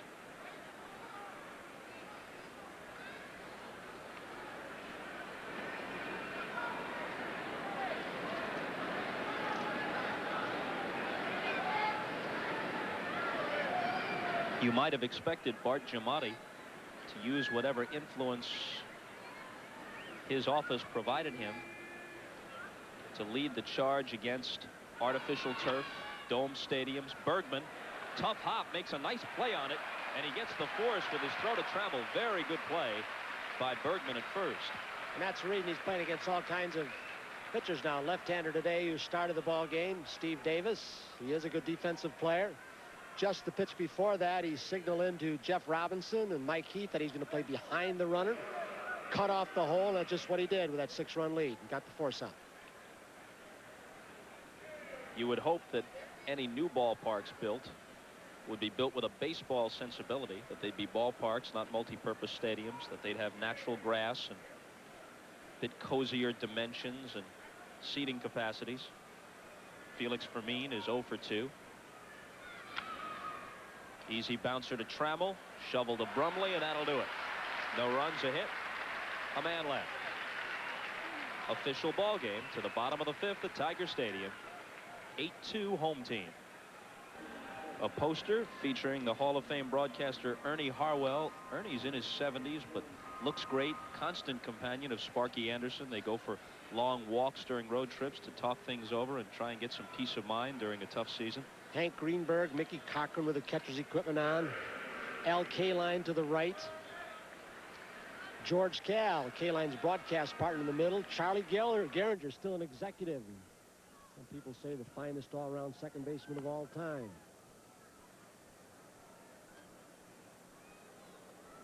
Rick Shue is the hitter in the last half of the 5th. Flied out, had an RBI ground out, and slices this one foul. 0-2. When the Tigers hit in the 4th, there were some fluffy clouds around. The ball was a little bit better to see, and in the top of the 5th, the sun came out very brightly again. It's a little tough once more. Woj now, go your way. Looks like he's throwing that split-fingered fastball now, too. And Wojna's 1-2 pitch.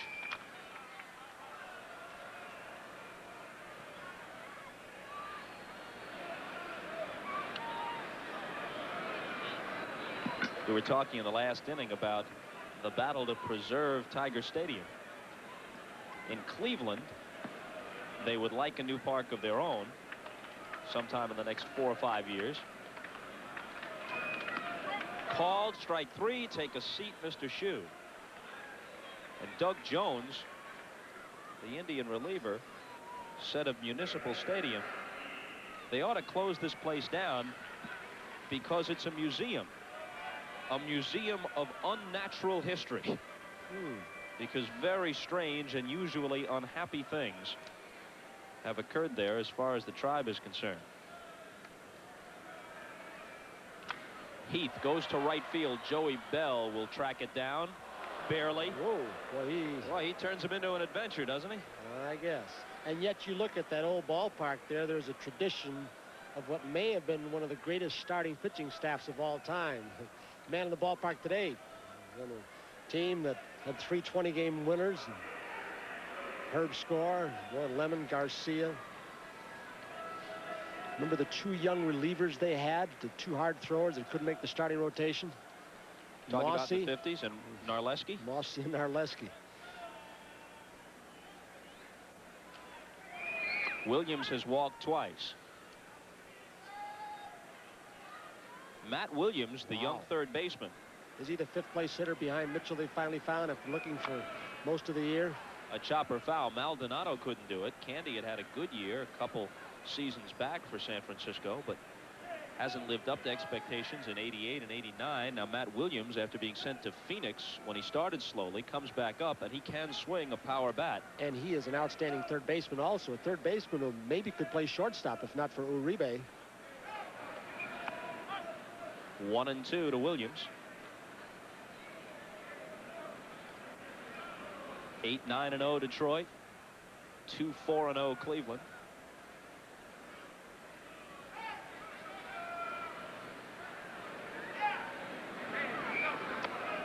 Moves him away, 2-2. See where the monetary rewards, or at least part of them, for Collusion 1 by Tom Roberts came down. It was about $12 million. It's about $450,000 per club. That's getting off cheaply, don't you think?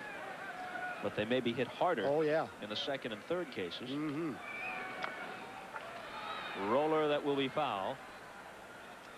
Then the question is going to be, how will they divide that award among the players the arbitrator said was affected? You have some big stars, Gibson, who are Fisk, still in the game and have signed huge contracts. You have some lesser players who are by now out of baseball and perhaps need the money more.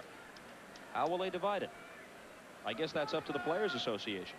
You've got to wonder, too, and I don't think the individual players would like it if there wouldn't be some compromising done between the Player Relations Committee ownership side and the Players Association with the tough negotiations that are going to get underway, hopefully this winter, before spring training.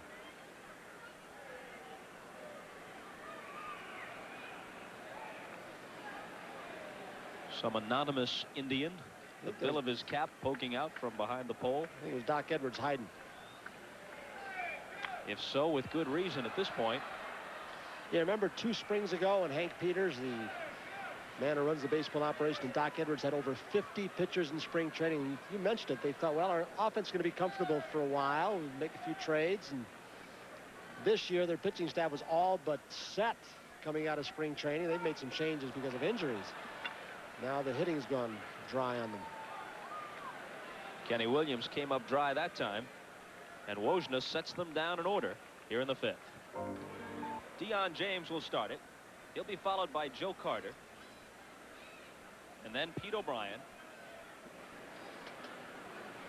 Top half of the 6th inning. Jeff Robinson and the Tigers in front 8-2. James has walked and singled. Might be another hit for him. Softly into center, and he's aboard.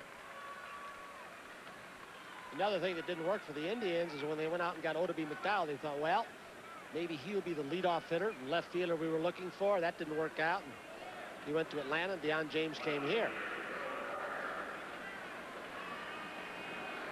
I mean, you look at the Yankees were doing with Henderson in the leadoff spot, and what Oakland has done since Henderson went over to Oakland, in spite of all the injuries La Russa's club has had. But boy, you get a guy like Henderson.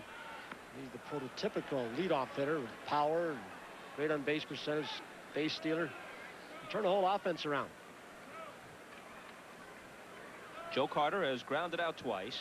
Batting average under 250, but among the league leaders in both homers and RBIs, with 29 and 89 respectively. His home runs come in bunches, don't they? Well, he had that 1 week where it seemed like every time he looked up, he's hitting 2 home runs in a game. He's had 20 multiple home run games already in his relatively brief career. 4 of them 3-homer games. Skies this one on the infield. Bergman shades his eyes in foul ground and has it. In fact, the 4 3-homer games that Joe Carter has for his career are just 2 back of the major league record of 6 held by Johnny Mize. They do come in bunches for him. Looks like he's going to get 30 home runs another time for the Indians. He'll be the 7th in Cleveland history to do that. Remember the Mad Russian, Hal Trotsky, Colavito, Thornton, Averill, Doby, and Al Rosen. He could join that bunch this year. Pete O'Brien had his 12th home run, leading off the 2nd. Then a comebacker in the 4th. 266, but with 72 walks. And even 50 RBIs. Robinson works. That's a strike, says Drew Coble.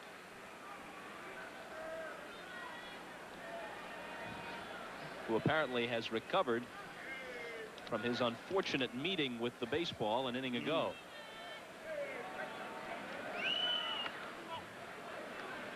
That took the oomph out of the ump for a while. Yeah, Joe Brinkman, who runs an umpire school, came off his perch at first base and said, sorry we didn't teach you those kinds of evasive tactics in my umpiring school.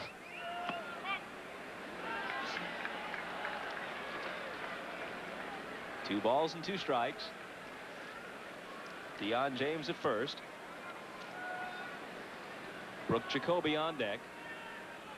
Tom Spencer, the coach down there. Bergman playing behind the runner with the 6-run lead. Off the outside edge, full count. Sparky Anderson, a week or so ago, let Jeff Robinson in a long time off all of his injuries, already planning for next year. He'd like to get Jeff Robinson as many innings as he can. He stayed in the ball game maybe 2 starts ago, 8 or 9 runs against Toronto. Here's a bullet down the right field line, but that's foul. But it's basically Sparky seeing what his veterans have left. This stage, get his arm strengthened so he feels confident after the end of this season. It's Alex Grammas, the Greek, to Sparky's left. And of course, Sparky trying to work in a left-hander named Du Bois, who's got a good moving fastball, good stuff, and then the hard thrower, Kevin Ritz from the right side. And O'Brien has his 73rd walk of the year. The Indians have 2 on with 1 out. Ritz was the loser the other night and was kind of overlooked because Saberhagen won yet again, 3-0, but Ritz pitched well in Kansas City And with a bad ball club, he's 3-3 since they called him up from the minors, and figures to be part of their rotation next year.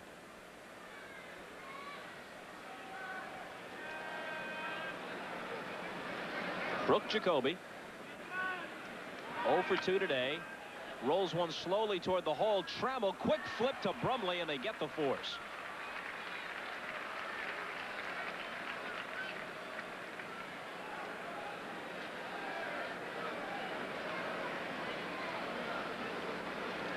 You talk about the shortstops in the American League, and I think the two who understand the position the best are the man you just saw in Cal Ripken. And there are a lot of good ones. Ozzie Guillen, and of course Tony Fernandez won 3 consecutive Gold Gloves. I like Schofield a lot in California when he's healthy with those quick feet. Stillwell's got a chance to be a good one. Still young in Kansas City.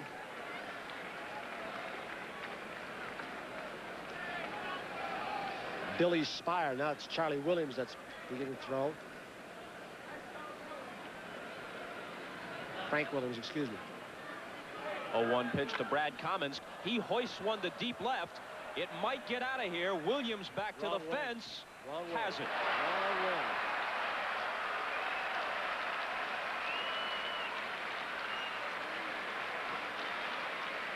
He had time to call out for one of Tom Monahan's pizzas as he waited for it, and finally it descends into his glove. The Indians are thwarted. Tony, a few weeks ago we were in Pittsburgh and we witnessed a frightening scene as a vicious line drive off Jeff King's bat struck Mitch Williams of the Cubs in the side of the head, and we couldn't help but be reminded of Herb's score and the incident that effectively ended his career in the mid-50s. There was no left-hander, and I include McDowell, Sandy Koufax, and name anybody else. Steve Dalkowski, I guess, who was more uncomfortable to bat against for a left-hander than Herb Score. Some great stuff, you know, fastball curve, you name it. You didn't know where the ball was coming from. A little bit wild, which didn't hurt him. Boy, was he dominant. Ball 1 to Bergman. I think Dwight Gooden finally broke a record of his for strikeouts for what, first couple of years, which Herbie held for a number of years. That's a called strike on the inside corner. 2-1. Looks like Dwight's going to pitch a little bit in September, huh? Yeah, they activated him today. The Mets did. 2-1 pitch. 3 balls and a strike. We're in the last half of the 6th, and I have just received a very interesting note up here in the booth from Doug Jones of the Indians. Wojna's pitch. This is low, and there's a walk. Oh, here it is. Lengthy missive. Dear Bob, I was hoping you might be able to get this message to Letterman, knowing my chances through viewer mail would be slim. I wanted to thank him for the exposure in his all-star top 10 list. I was picked because, according to David, they have to pick somebody from each team. I also wanted to tell him hello from a fellow Hoosier and Butler U Bulldog. I majored in broadcasting there before moving on to baseball in 1978.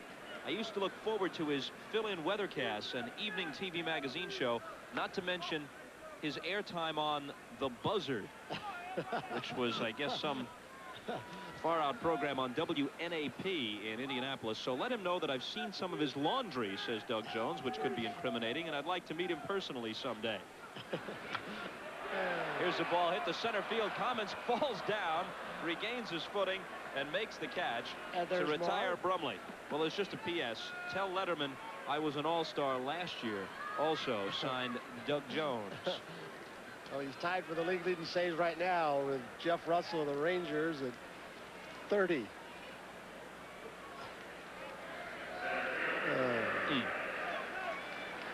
You're going to save that? You're going to frame it or what? I'm going to give it to David. Good. Since it comes as no surprise that this telecast does not reach New York on this particular Saturday. So David could not have heard that little bit. Is this going beyond the outskirts of Detroit and Cleveland, this game? For the sake of baseball fans everywhere, I hope not. Pettis has a walk and 2 singles. He's scored twice and he has an RBI. You know, the players were kidding us around the batting cage. What the heck are you doing here, they were saying. Freddie Lynn suggested it was the game of the week, W-E-A-K, which might be apt. Chopper over the mound. Fermin picks it up, steps on second, quick flip, and a nifty double play. The third DP Fermin has started today, and they narrowly missed another one. Despite all that, the Indians still trail 8. The opener, that's Marty Brennaman, the Reds announcer, in the blue coat with Joe Morgan.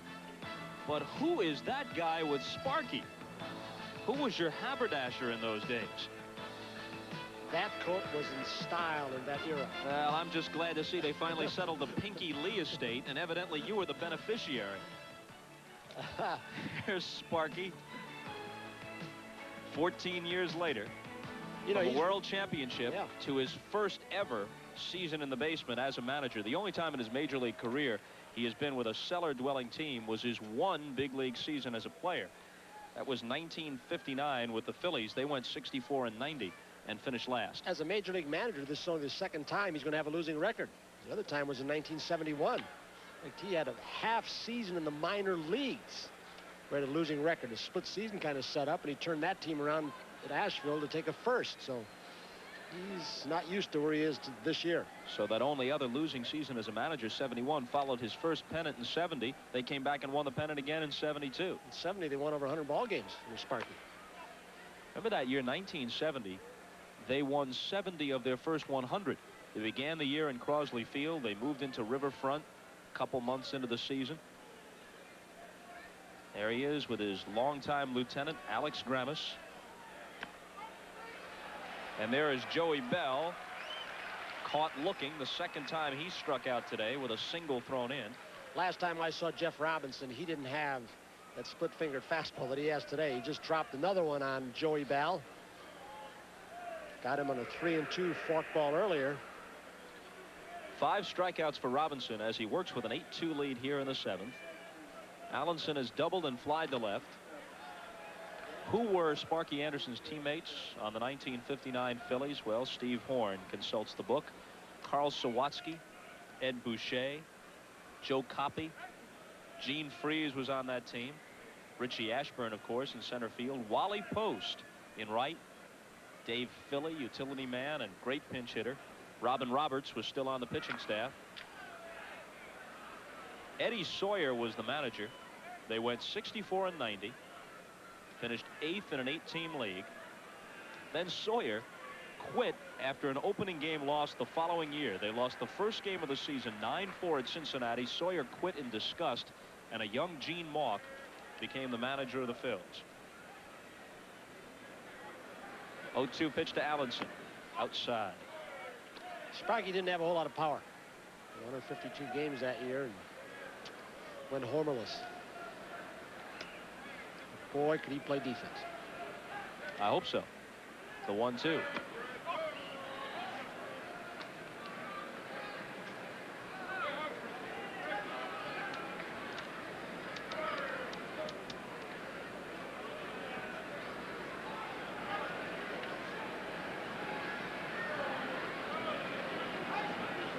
Robinson's pitch is a breaking ball high. Broad, vivid plaids were big then. Didn't you have any when you were back at Syracuse? I can't say as I ever fell into that trap. Oh, what? You wore pants instead of the jacket, huh? Or a solid coat, solid blazer with blazing plaid pants. I can only assume, having seen that particular selection, that if we searched the very depths of your closet, we'd find a few leisure suits. Folks, the guy that's got the nerve to wear this gaudy tie with mustard and ketchup, I was getting on my coat. The Prince of Polyester is now critiquing me. It's reached this, the nadir of our professional existence. I never did go to Nehru jackets, though. With that little turtleneck. Jerry Brown, the hitter. He's 0 for 3. Began the day hitting .316. And has lost a couple.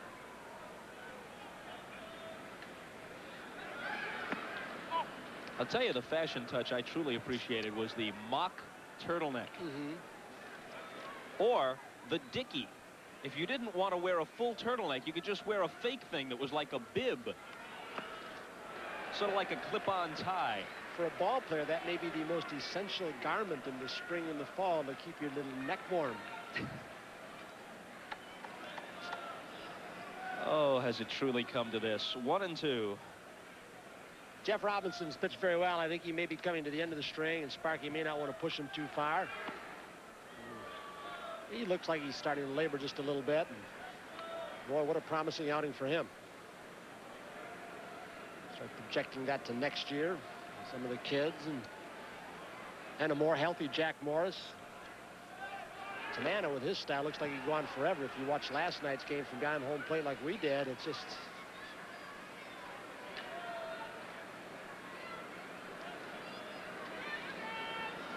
There's Sweet Lou having a big home run year.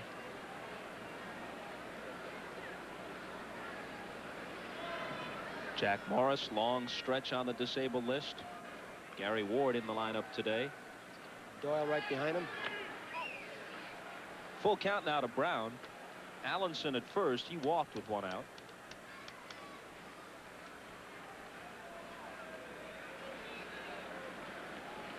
Frank Williams gets back up. He was throwing earlier in the Tiger bullpen.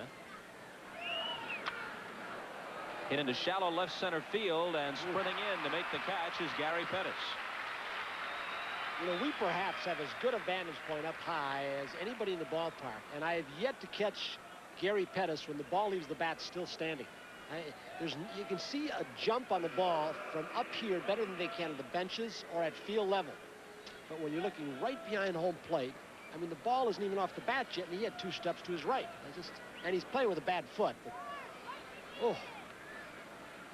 He came close to being a White Sox player, but they couldn't negotiate a contract.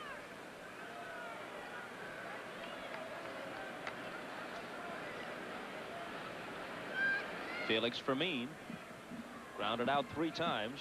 Began the day hitting .243. He leads the American League in sacrifice bunts with 25, an uncommonly high total for any player, especially in a DH league. Recently, he had 4 sacrifices in 1 game, which tied a major league record. But sadly for Doc Edwards, he used the strategy successfully 4 times, but none of the runners Fermin bunted into scoring position scored. The RBI men couldn't bring him home.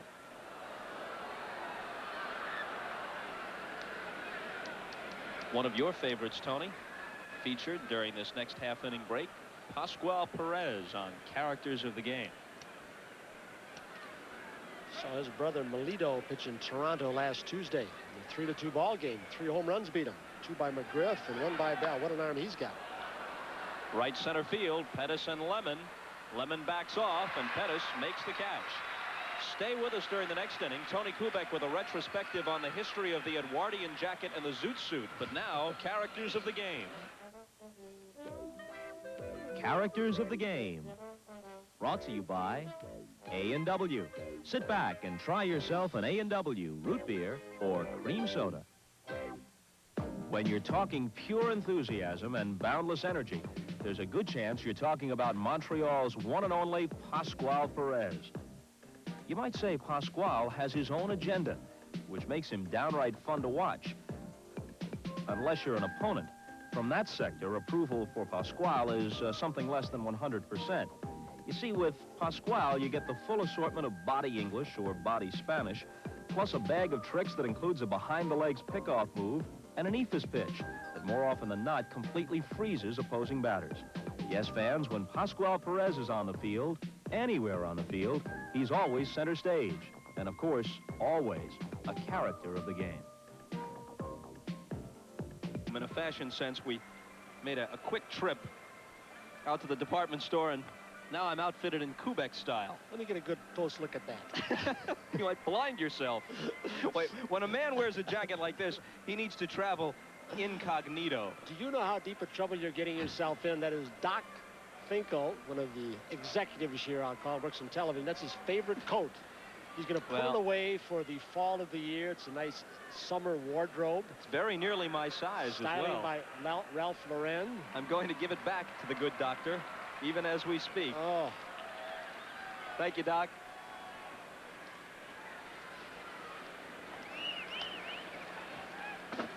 Bottom half of the 7th inning. Ed Wojna continues to work. Now, you didn't go through the bebop era with the trousers that blossomed out and the ducktail haircut. Is that before you? Well, I was 4 or 5 years old, and You were my still mom wouldn't let me wear a DA at that time. You were still in knickers, huh? Trammell, Lemon, and Ward in the 7th. Big bouncer Fermin charges and throws Allen out. Good play. He's got a style not really unusual for players who come out of the Dominican Republic, where they play on those rough infields, a lot of one-handed plays. It is fun to watch.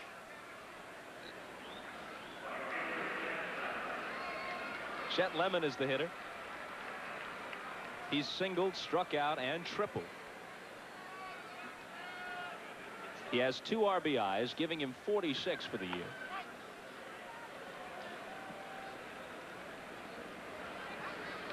Rob Ritchie is in the on-deck circle. He's going to bat for Gary Ward. The breaking ball gets a called strike for Wojna, 0-2. There's Ritchie, young left-handed hitter.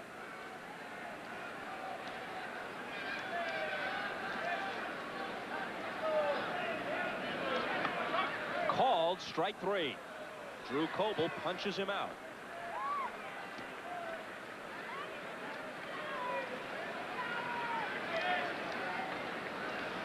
The pitch appeared to be all but unhittable. Talk about painting the black.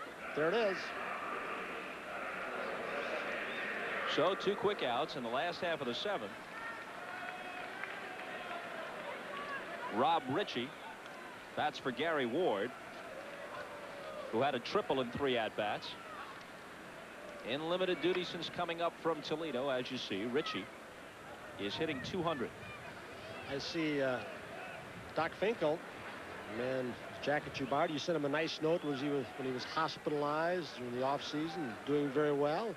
Bob, if you take over the payments, you can have the coat. Doc. Oh.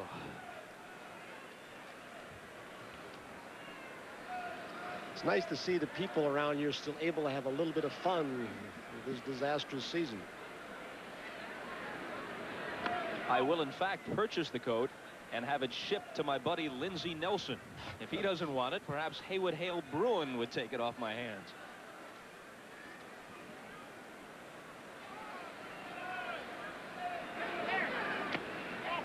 Or perhaps a shivering thoroughbred at Aqueduct would find it to his liking.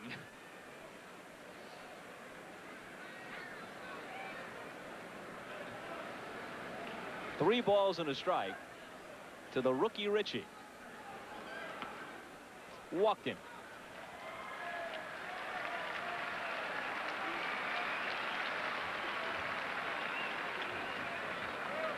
You look at the numbers of Ritchie off last season at Glen Falls. He looks like he's got a pretty good eye. Walked 60 times, but he did have 14 home runs. And so perhaps in this ballpark, he might be the kind of player who can reach the fence in right center field on occasion.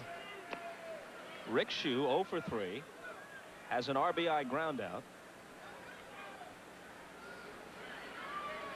There was a time when the Phillies thought he might be their regular third baseman when they moved Mike Schmidt across the diamond to first, but it never quite worked out. Line drive off Brown's glove. That'll be scored a hit. Ritchie, who runs well, motors to third. That's a base hit. It was catchable. It would have been a tough play, but the first half of the season, this was a very good defensive team. It was a big improvement, but they've made 42 errors in their last 49 games, which has led to a lot of unearned runs, Bob. And this would have been a tough play, and it isn't an error, obviously. But along with the hitting being inconsistent, the defense staggering a little bit, it's why in about a month's time they've come off the pace of the division. That hit is the Tigers' 10th.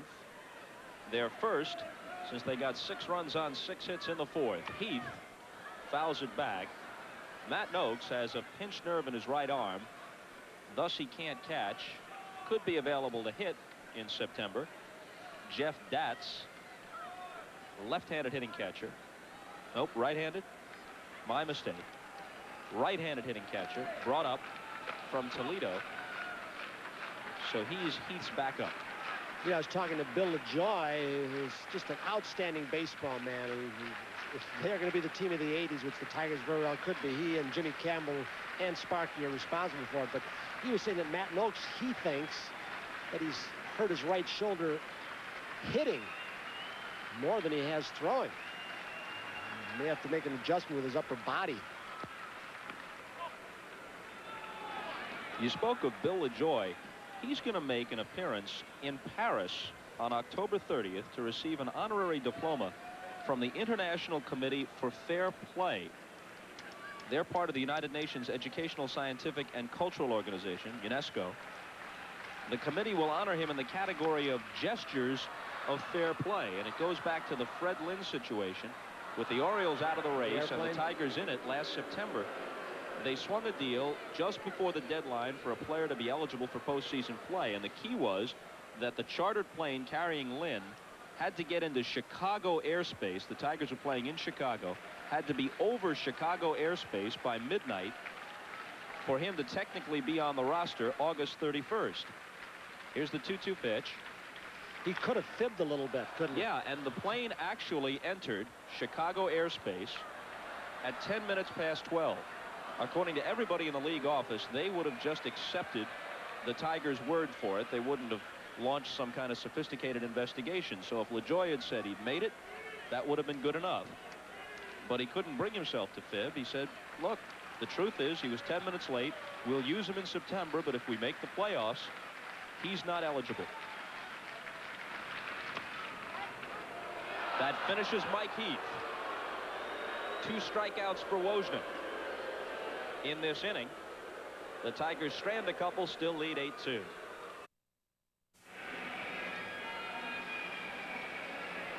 The wires have just moved this story. It's been determined that baseball commissioner A. Bartlett Giamatti, who died yesterday after suffering a massive heart attack on Martha's Vineyard in Massachusetts, had a previous heart attack but may not have known it. That's what the medical examiner there says. Giamatti, who was 51, had been commissioner, of course, since April 1st. Dr. William Zane conducted an autopsy this morning at a hospital on Cape Cod and said Giamatti died of constrictive coronary artery disease. Zane said Giamatti had coronary artery disease and there was evidence of a previous heart attack. We're in the 8th here. Funeral arrangements are incomplete, but officials at a local funeral home said Giamatti's body was en route to a mortuary in Hamden, Connecticut. A spokesman for the commissioner's office says a meeting of the owners is scheduled for September 12th and 13th in Milwaukee, and they will make arrangements there for the selection of a new commissioner. In the meantime, Fay Vincent, Giamatti's top deputy, will assume full authority of the commissioner and report directly to the executive council made up of the league presidents and 8 prominent owners. Got a new right fielder for the Tigers, Bob. Sparky Anderson, I guess, feels this game is under wraps. Chet Lemon, who was the DH, goes to right field. So the pitcher's in the lineup now, the DH taking a position. Richie hit for Ward, who was playing right field. So I guess you have Jeff Robinson in the 4th spot in the lineup.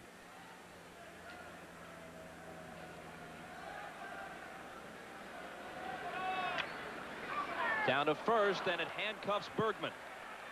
Deion James heading for second as Lemon whirls and throws from the corner. And we'll see how they score that.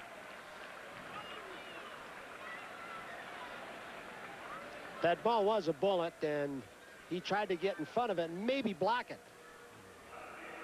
And the ball bounds up very erratically and jumps over his head. I'm not so sure that that ball coming from the shadows into the sun wasn't a factor either.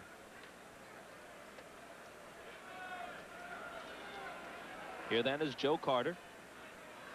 0 for 3. And a ball to him.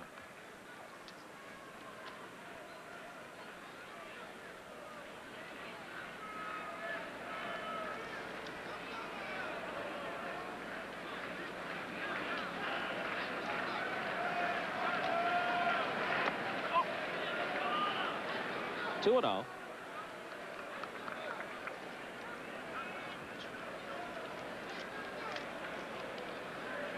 Carter looking for home run number 30. Fouls it back toward us.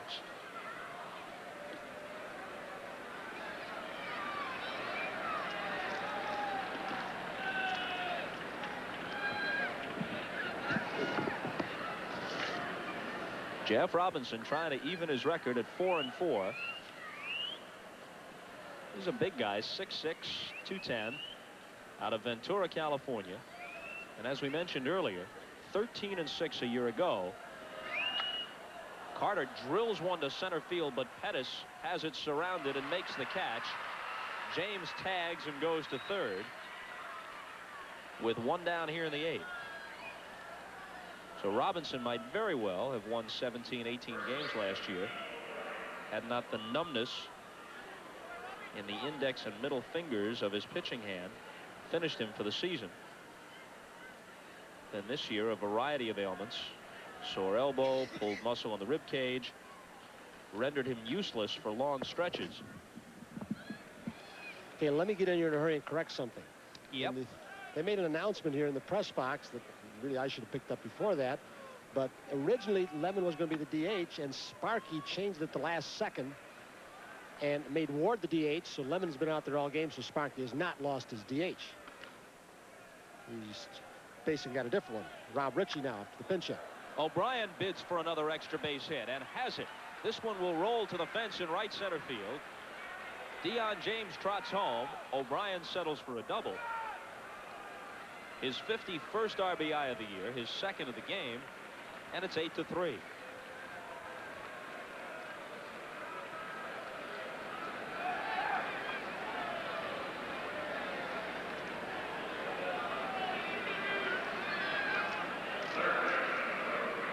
Two doubles in the inning. Leadoff hit by James and now an RBI hit by O'Brien. I think Sparky has had a little bit of a pattern with some of his pitchers that trying to give them innings and wants to strengthen Robinson's arm. Last inning, it looked like he may have been a little bit stiff and the ball wasn't as crisp, but he's going to leave now when we get a reliever. This was Robinson's 15th shutout. He'd thrown only 15th start, only one. How did you go? As you can see by his figures, with just the one save, Frank Williams has been used as a middle or setup man. This start for Jeff Robinson today was his 15th. He has not appeared in relief. All 15 of his appearances have been starts. He's gone the distance only once. That was a complete game shutout. He lasts into the 8th here, and Jacoby is nearly hit by Williams' first pitch. He's really had a lot of control problems this year, Frank Williams. Look at, he's walked 43 and 65 and 2/3. Granted, 10 were intentional, but just by the way he's shaking that arm, you can tell he's had some arm problems over the last couple of years. A lot of ball games for Cincinnati for a couple of years. Out of the bullpen, he's pretty much of a horse for Pete Rose. Brooke Jacoby is 0 for 3 today. Had a huge year in 1987, hit 300 with 32 homers. The next year he dipped to 241 with just 9 homers. This year he's kind of split the difference. His batting average is back up around 285.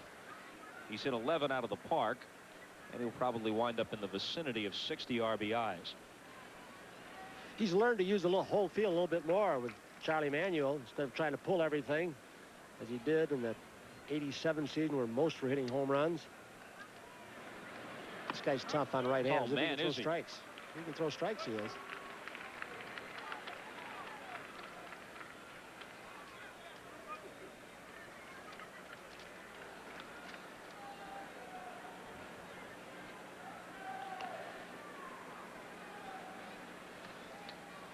In 65 innings pitched, Williams has walked 43.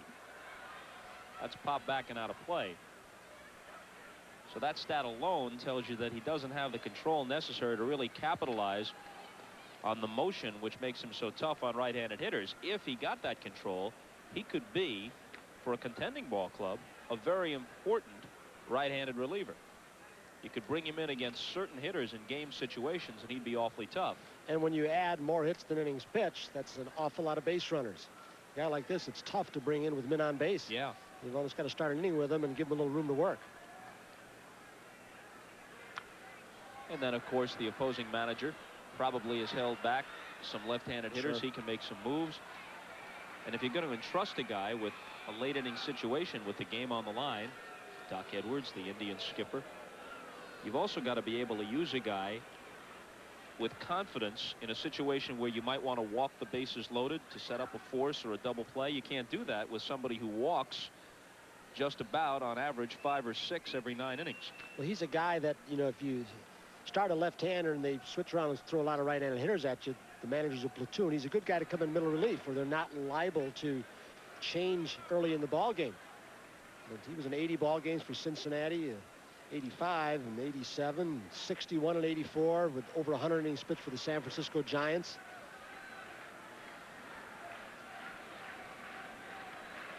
Full count. O'Brien at second. And he walks him. Just the way he keeps shaking that elbow, it looks like there's some problem. He released the pitch. Go to jiggling the fingers on the right hand. Well, here's Brad Kamensk. Here's the last pitch by Williams. The dips low. And then he rings the elbow out. Kamensk struck out twice against Robinson. And then flied to the warning track in left.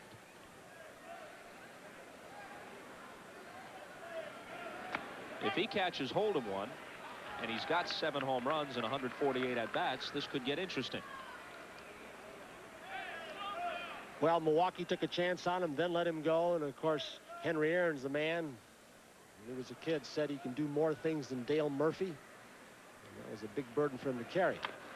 Bouncing ball, second base, Brumley. To travel for the force, and that's all. But even in his late 20s, Kamensk still throws well, still a very good runner. Still has power. He was trying to shoot the ball through the right side and make it tougher for 4.63. Remember how highly regarded he once was. There was a deal seriously considered that would have sent him to the Red Sox for Jim Rice, and that was at a time when Rice was one of the game's premier hitters.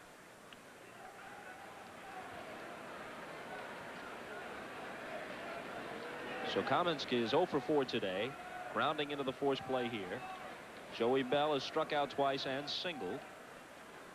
He had a couple rough at-bats against Jeff Robinson with that forkball, and now he's got a tougher guy. It gets away from Heath, and Kamensk is going to go to second.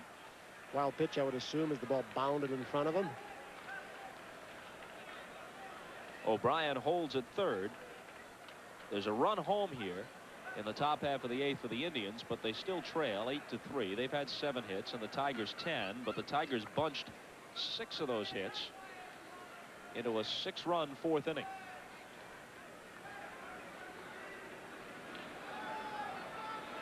Tigers looking for a 2-game winning streak on the heels of a dozen consecutive losses. Called strike.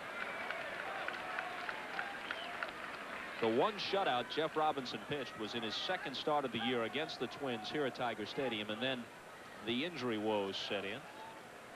Wild pitch is the official scoring of the toss that got away a moment ago. Here's the 1-1. Grounded foul.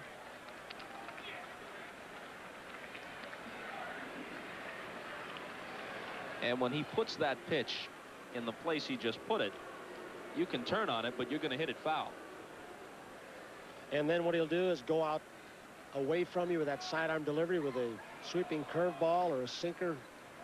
A guy like this distorts the right end of the strike zone. You start bailing out, you step in the bucket, and you can't see the ball in the outer half of the plate. If Bell does keep something going or get on, we'll see Mike Young switch hitter for a pinch hitter. The 1-2.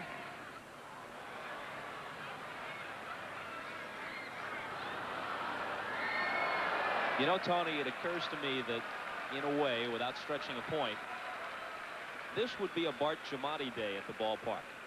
Like any of us, he loved the All-Star games, the World Series, the crucial games down the stretch with a pennant on the line. But he also loved the essence of the game enough, the subtleties of baseball, the little subplots to appreciate a college game, a Little League game, or a game like this with nothing on the line except that it's baseball at Tiger Stadium. And it's inside the Bell, 2-2. Bart would have probably used the Will Rogers line right here, huh? Which one? Never saw a ball game I didn't like. He also said America became a great nation under baseball and began to decline the moment it took up a lot of poor substitutes. Will Rogers said that, and who am I to disagree? Full count.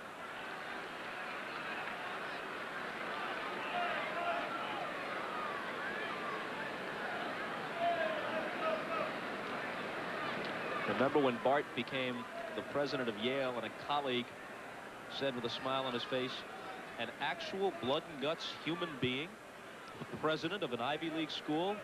Gasp, what will they say? Chopper over the mound. He might beat it out. Brumley whirls and throws, and they don't get him. Bergman pegs across, and the runner dives back in safely there. The Indians play to run, and now trail 8-4. You know, Bergman had a tough hop to battle, but he didn't have his foot on the bag. It looked like the ball actually beats the runner to the bag, but he was so intent on not letting that bouncing throw get by him that he didn't have his foot on the bag. See him, the ball is in his glove and the runner is not there yet, but he wanted to make sure that throw was not going to go in the dugout. Brumley across his body, couldn't get much on the ball, and if he stretches with his foot in the bag and now he tags and it's too late. That's an awfully nice call by the first base umpire, Joe Brinkman. He could have gone by sound and said the ball hit the glove before the foot hit the bag, but he had three things to watch: the ball hitting the glove, the foot hitting the bag, and Bergman's foot. Switch hitter Mike Young, pegged for stardom when he came up out of the Oriole organization in the early 80s. Never panned out, went to Philadelphia, sputtered there. Now just trying to hang on and save his career, but he has power, and in this ballpark, he's a threat. It's 8-4, and if he finds the porch, the Indians are within a run. Or there have been a lot of teams who've taken a chance on him. The Phillies, Milwaukee, after that outstanding 1.5+ season for the Orioles. 2-0 the count. Yeah, and Williams is working himself into a potential bit of trouble here. Falling behind on the count. He doesn't want to walk the bases loaded and bring up the tying run. And that's the kind of situation where you groove one. Young yanks it out of here, and a comfortable lead is all but frittered away. He fouls it back. The ruling on the ball hit up the middle by Joey Bell is E4. That's a tough error for Brumley because he'd made a nice play to go and get it and then threw off balance. But when it skipped in front of Bergman, they charged Brumley with the error. So the fourth run is unearned, and anything that scores subsequently in this inning is unearned.